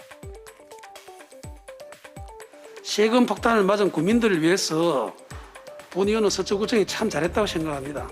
그 볼썽사나운 법적 무짐하지 말고 지금이라도 서초가 머리를 맞대가지고 문제 기준을 바라고. 자, 문제는 이 구마다 사정이 다르다는 겁니다. 서초구는 공시가격 9억 원 이하 아파트에서 나오는 재산세가 이 전체의 11.6%에 불과합니다. 더 비싼 아파트에서 거치는 세금이 대다수이기 때문이죠. 하지만 상대적으로 아파트 가격이 낮은 이 노원구에서는 9억 원 이하 주택에서 거치는 재산세가 전체의 99%에 달합니다. 여기에 감면 이유도 논란입니다. 조은희 서초구청장은 이 재해 상황에서 지방자치단체장이 재산세 50%를 감면할 수 있다는 지방세법 규정을 근거로 들면서 이 코로나19 상황이 재해라서 가능하다 이런 논리를 펴고 있는데요. 이에 여당 행안위 의원들 이 코로나19가 서초구에만 온 거냐, 이 서울시장 선거 국민의힘 후보로 거론되는 이 구청장 개인의 정치적 야심 때문 아니냐 이런 지적을 내놓기도 했습니다. 지금 서초구청장은 이 재해를 코로나19 팬데믹 상황이라고 했는데 모든 지역에서 모든 사람들이 겪고 있는 재해잖아요. 서초구에 보다 상대적으로 우월한 재정 상황을 이용한 서초구청장의 정치적 일종의 포퓰리즘 행위다 이렇게 생각을 합니다. 이런 가운데 국감에서는 부의 대물림도 논란이 됐습니다. 이 생후 4개월 만에 12억 넘는 서울 강남구 압구정동 아파트를 지난 2018년 사들인 영화가 있었는데요. 이 9억 넘는 돈은 예금으로 마련했습니다. 이 세금 낼 거 다 냈으면 상관없다 이런 의견도 있었고, 반면에 이 위법은 아니어도 편법이나 꼼수가 있을 수 있고 또 근로 의욕을 떨어뜨린다 이런 목소리도 나오고 있습니다. 자, 이 주택 소유 부익부, 빈익빈도 거론이 되고 있는데 더불어민주당 박상혁 의원실 공개한 자료를 보면 지난 2018년 기준으로 국내에서 집이 가장 많은 사람 무려 1,806채를 가졌습니다. 정말 엄청난 숫자죠. 이 상위 1% 다주택자가 1인당 평균 7.3가구를 보유한 것으로 집계됐는데 이 지역별로 보면 서울 강남과 서초, 송파와 같은 강남 3구 집주인의 20.2%가 다주택자로 분류됐습니다.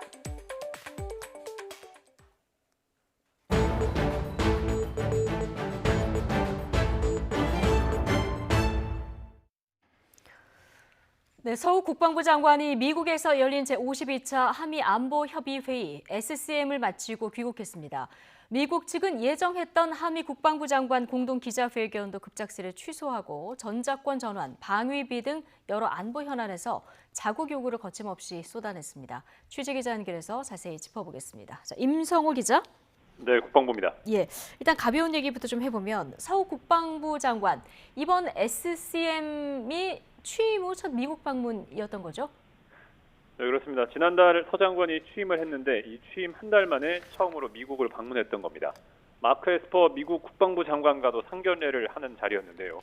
현재 코로나19가 전 세계로 크게 번진 상황이라서 당초 화상회의 방식도 검토가 됐었습니다. 하지만 양국 안보 현안을 직접 논의하고 한미동맹의 굳건함을 보여주는 데는 두 장관이 직접 만나는 것이 좋다는데 한미가 공감해서 대면 회담으로 열렸습니다. 예. 서 장관은 어젯밤 귀국을 했고 이 대표단이 전원 PCR 검사를 받은 결과 전원 음성이 나왔다고 국방부는 밝혔습니다. 아, 그랬군요. 어쨌든 만나는 취지는 좋았는데요. 그런데 어제 새벽 예정됐던 공동 기자회견이 갑자기 취소가 됐습니다. 당시 어떤 상황이었던 겁니까? 네, 이 SCM에서 한미 국방부 장관의 공동 기자회견이 취소되기는 매우 이례적입니다. 미국 측은 SCM이 개최되기 직전인 지난 13일 저녁에 내부 사정을 이유로 공동 기자회견을 취소하자고 우리 측에 요청한 것으로 알려졌습니다. 마크 에스퍼 장관이 지난 8월 이후로는 외국 국방부 장관들과 만나도 기자회견은 안 하고 있다는 이유였는데요. 국방부는 미국 측이 어떤 사정이 있는지 상세히 설명하면서 양해를 구해왔고 우리 측도 내부 검토를 거친 뒤 수용했다고 설명했습니다. 하지만 한미 간 의사소통이 원활하지 못했다는 지적은 피할 수 없어 보입니다. 에스퍼 장관이 8월부터 다른 나라 장관들과 회담한 뒤 기자회견은 생략했는데도 이를 미리 파악하지 못하거나 조율하지 못했다면 문제입니다. 또 미국 측도 그간 관례였던 일정을 급작스레 취소하자고 한 건 외교적 결례라는 비판을 받을 수 있습니다. 예. 자, 사실 이번 SCM 개최가 예고됐을 때부터 회담이 제대로 진행되겠느냐 이런 걱정이 기자들 사이에서 나왔다면서요. 네, 그렇습니다. 국방부는 이번 SCM을 앞두고 예비역 육군준장이 단장인 SCM 추진단을 급하게 꾸렸습니다. 회담을 실질적으로 책임지는 국방부 정책실장이 현재 공석이기 때문인데요. 실무자인 국제정책관도 외교부에서 자료를 옮겨온 지 얼마 되지 않은 상황입니다. 그렇다 보니 주요 안보 현안에 관해서 미국과 제대로 된 논의가 가능하겠느냐는 우려가 기자들 사이에서 나오기도 했습니다. 이런 가운데 마크 에스퍼 미국 국방부 장관이 SCM 모두 발언에서 공개적으로 방위비 분담금 인상을 압박한 것을 시작으로 해서 한미 간 이견이 이 회의 기간 여러 번 표출됐습니다. 예. 자, 이견 표출. 자, 공동성명 주요 내용으로도 하나씩 좀 보죠. 일단 우리 정부의 가장 큰 관심사 중 하나가 임기 내 전시작전권 통제권 전환 여부인데요. 이번 공동성명에서 미국과 견해차가 노출됐죠.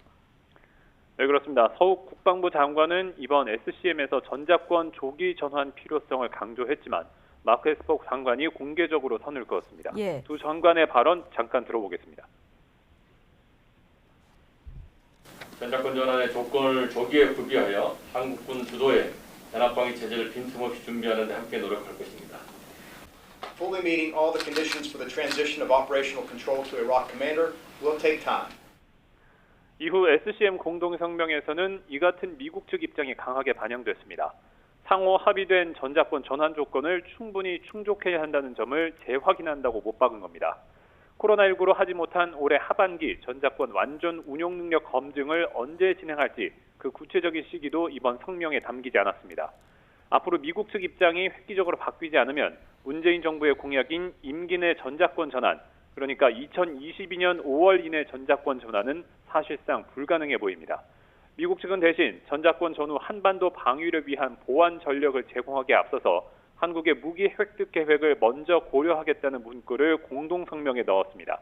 향후 한국이 미국 무기 구매를 확대해야 한다는 점을 우회적으로 강조한 것으로 분석됐습니다. 예. 그리고 공동성명에서 주한미군을 현 수준으로 유지한다. 자, 이 문구가 빠진 것도 논란이 됐어요. 네, 지난 2008년 한미 정상회담에서 주한미군 병력 규모를 28,500명으로 유지하기로 합의한 뒤 양국은 매년 SCM 성명에 주한미군 현 수준을 유지한다는 문구를 넣었습니다. 그런데 이번에 12년 만에 문구가 빠진 겁니다. 이에 대해서 미국이 한국의 방위비 분담금 인상을 관철하기 위해서 주한미군 감축 카드를 본격적으로 연계하는 것 아니냐는 해석이 나왔습니다. 이에 대해 국방부는 표현이 바뀐 것일 뿐 주한미군 감축을 뜻하는 것은 아니라면서 확대 해석을 경계했습니다. 실제로 주한미군 병력 규모를 감축하려면 미 의회의 승인을 받도록 하는 국방수권법이 지난해 미 의회에서 통과된 상황입니다.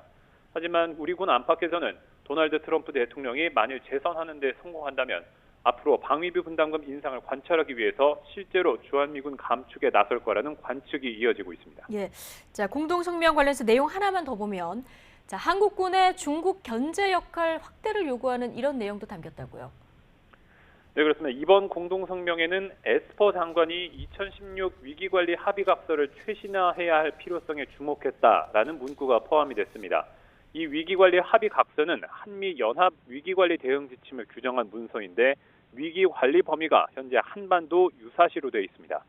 그런데 얼마 전 미국 측이 이를 미국의 유사시로 확대하자고 요구한 것으로 전해졌습니다. 만일 이렇게 된다면 미국이 남중국해 등지에서 군사작전을 벌일 때 한국군의 동참을 요구할 근거가 될 수도 있습니다. 이 내달 예정된 미 대선에서 트럼프 대통령 재선이 불투명한 상황인데도 미국 측이 우리 측에 이번에 안보 청구서를 한꺼번에 쏟아냈다는 평가가 나오고 있습니다. 지금까지 국방부에서 YTN 임성호입니다. 일본 정부가 동일본 대지진으로 폭발 사고를 일으킨 후쿠시마 원전에 이 방사능 오염수를 바다에 방류한다는 방침을 굳혔다는 보도가 나왔습니다. 이 주변국의 비난 그리고 일본 내 어업단체의 반발 등 논란이 불가피해 보이는데요. 관련 소식 짚어보겠습니다. 자, 인류 역사상 최고 등급, 그러니까 이 7등급 원자력 사고는 모두 2차례 있었습니다. 첫 번째는 지난 1986년 체르노빌 원자력 발전소 폭발 사고였고, 두 번째가 다름 아닌 2011년 후쿠시마 원자력 발전소 사고였습니다. 이 방사선 피폭에 따른 공식 사망자는 없었지만 일본 정부의 무능 속에 막대한 경제적, 사회적 비용을 치르게 됐는데요. 여파는 여전히 남아 있습니다. 자, 문제는 이 오염수입니다. 이 원자로 내부를 식히는 냉각수는 물론이고 유입된 빗물 그리고 지하수까지 오염을 피할 수 없었는데 지금도 이 하루에 많게는 170톤씩이나 오염수가 발생을 하고 있습니다. 일본 정부는 지금까지 오염수를 탱크에 보관을 해왔는데 지난달 기준으로 123만 톤에 달합니다. 이 탱크 용량에는 당연히 한계가 있겠죠. 2022년 여름이면 더는 보관할 수 없게 된다고 합니다.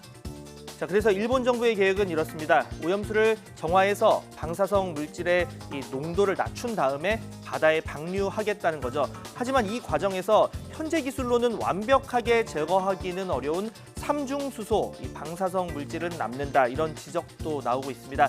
이 때문에 지금 주변국과 이 환경단체뿐 아니라 일본 내 어업단체까지 반발하고 있는 거겠죠. 자, 더 자세한 내용은 장마리 그린피스 캠페이너와 함께 알아보겠습니다. 캠페이너님 나와 계시죠? 네, 안녕하세요. 네, 안녕하세요.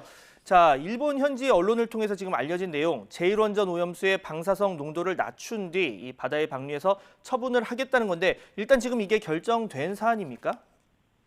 그린피스가 오염수 방류 계획을 폭로한 작년부터 사실 오염수 해양 방류 결정은 기정사실이었고요. 문제는 공식화를 언제 하느냐입니다.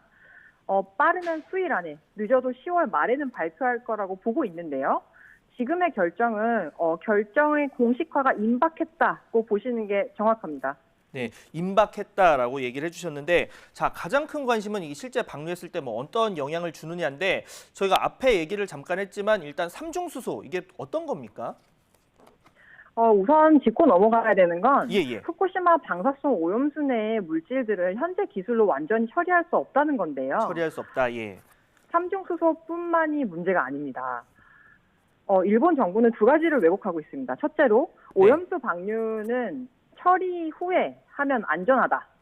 두 번째는 오염수 안에 방사성 물질들이 전혀 해양 방류에 위험이 없다는 겁니다.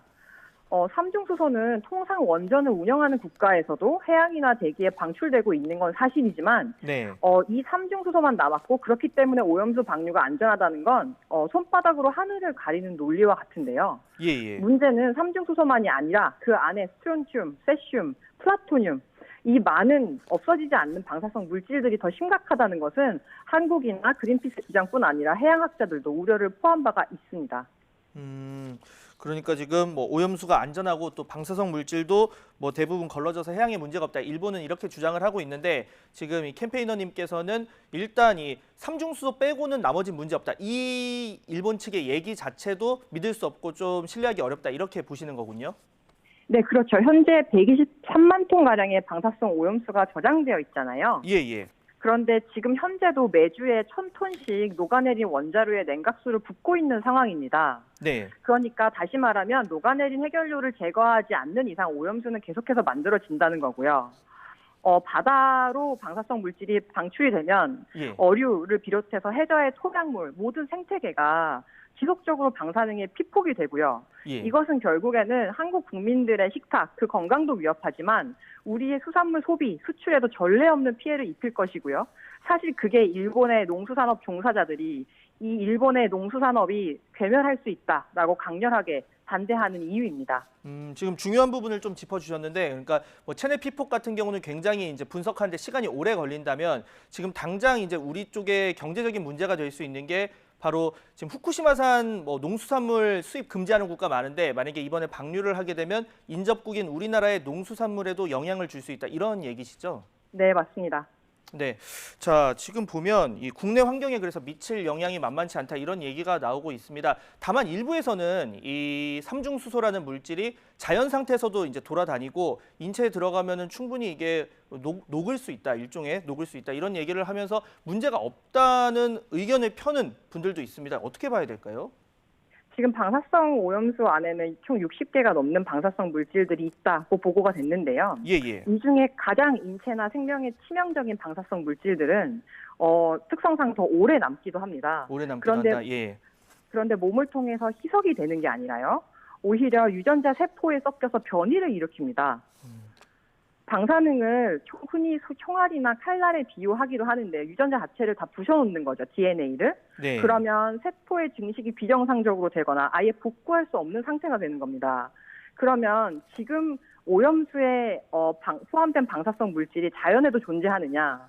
지금 오염수에 녹아있는 가장 위험한 물질들은 원전 사고가 나지 않았으면 세상 밖으로 나오지 않을 것들이 많습니다. 예. 자연에 존재하는 방사능과는 명백히 다릅니다.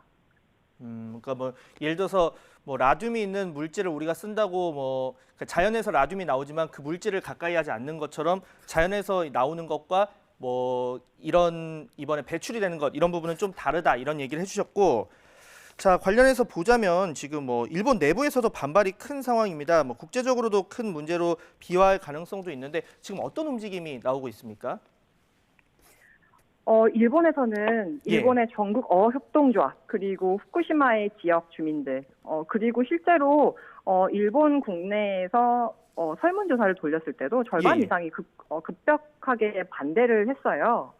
이것이 사실은 일본 정부에도 크나큰 부담이 될 수 있지만 일본 정부는 우선은 현재까지 준비한 대로 해양 방류 결정을 강행한 가능성이 높습니다.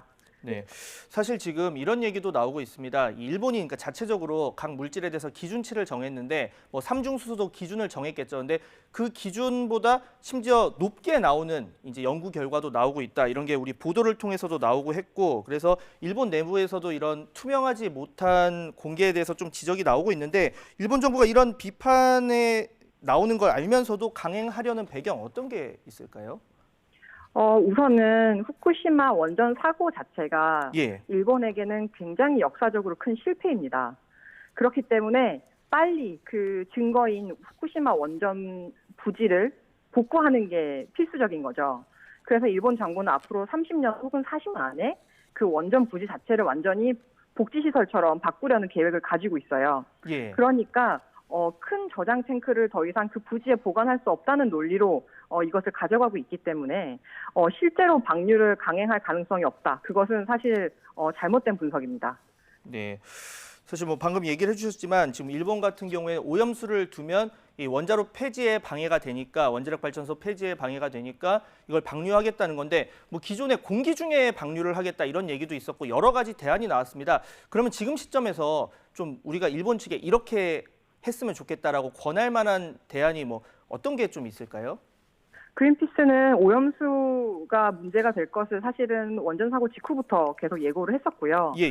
그때부터 끊임없이 요구하는 것은 장기 저장입니다. 장기 저장, 어떤 형식으로든 환경에 오염수를 방류하는 일은 있을 수 없고 용납할 수 없는 일이고요. 오염수를 장기 저장하면서 더 선진화된 기술을 도입해서 정말 안전한 수준, 방사성 물질의 불검출 수준까지 이 오염수를 처리하고 정화할 수 있도록 해야 된다는 것이 저희의 대안입니다. 네. 지금 뭐 아까 방류가 임박한 상황이다라고 했는데 방류 결정이 임박한 상황이고 이제 방류까지는 좀 시간이 걸릴 거라는 의견도 있습니다. 그러면 인접국으로서 뭐 우리 정부가 일본에 대해서 어떤 요구를 하고 좀 지금 상황에서 어떤 조치를 취해야 될까요?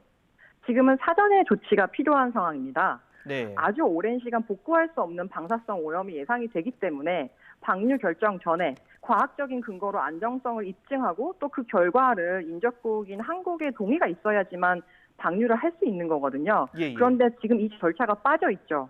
그렇기 때문에 이 부재한 사전 안전 조치에 대해서 한국 정부가 즉각적으로 요구해야 합니다. 단순히 정보를 공개하라는 요구는 매우 부족합니다. 네. 자, 이런 가운데 당연히 선제적으로 일단 조치를 해야겠지만 일본에서 우리나라로 오는 주요 해류 흐름 지점에 지금 방사능 분석 장비나 이런 게 좀 부족하다 뭐 이런 지적도 이번 국감에서 나오기도 했는데 이 부분에 대한 보강이 필요하다는 의견도 있거든요. 어떻게 보십니까? 지금은 말씀드린 것처럼 사후 조치보다 사전 조치가 필요합니다. 예. 일단은 2년 뒤에 고준위 방사성 오염수를 방류한다고 하기 때문에 네. 방류가 됐을 때 우리가 어떻게 모니터링을 할 것이냐에 대한 논의보다 지금 이 방류 결정 자체를 어떻게 못하게 할 것이냐, 실제로 방류가 되지 않도록 우리가 어떻게 국제법적으로 실질적인 방어막을 칠 것이냐, 이것에 대한 논의가 필요하고 또한 실행해야 되는 거죠. 네. 자, 지금까지 이 일본 후쿠시마 원전 이 오염수 배출 관련해서 어떤 문제가 있는지를 장마리 그린피스 캠페이너와 함께 자세히 알아봤습니다. 오늘 말씀 감사합니다. 네, 감사합니다. 하늘빛이 어둡고 찬바람이 불어오면서 날이 무척 서늘합니다. 하늘에 구름이 가득 끼면서 기온이 오르지 못하고 있는 건데요. 오후가 지난 지금도 현재 서울 기온은 13도 선에 머물러 있고요. 한낮 기온도 17도에 그치면서 어제보다 2도가량이 낮겠습니다. 따뜻한 옷차림 해주셔야겠습니다. 현재 전국 하늘 흐린 가운데 북쪽에 위치한 비구름이 남하하면서 경기 북부 지역에는 약한 비가 내리기 시작했습니다. 저녁이면 서울 등 수도권 대부분으로 비가 확대하겠고요. 서해 남부 해상에서도 비구름이 다가오며 제주와 남해안에 영향을 주겠습니다. 오늘 밤까지 서울과 경기 북부, 영서 북부, 제주도에 5mm 안팎의 비가 내리겠고요. 경기 서해안은 내일 새벽까지 약한 비가 이어지겠습니다. 그 밖에 중부지방과 남해안은 산발적으로 빗방울이 떨어지겠습니다. 한낮에는 대부분 지역에서 20도를 밑돌며 서늘하겠습니다. 서울 낮 기온이 17도, 대전과 광주, 대구가 19도 등으로 어제보다 1, 2도가량이 낮겠습니다. 하지만 이번 주말과 휴일은 대체로 맑은 날씨가 이어지겠는데요. 낮 기온도 점차 오르면서 예년 이맘때 선선한 가을 날씨를 되찾을 전망입니다. 주말 사이 추위는 누그러지겠지만 북서쪽에서 찬 공기가 주기적으로 남하하면서 가을이 한층 더 깊어가겠습니다. 조금 더 따뜻한 가을 외투를 미리 준비하시는 것도 좋겠습니다. 지금까지 평화의 공원에서 YTN 최현미입니다. 네, 금요일 뉴스앤이슈 준비한 소식은 여기까지입니다. 잠시 뒤 더 뉴스가 이어집니다. 시청해주신 여러분 감사합니다.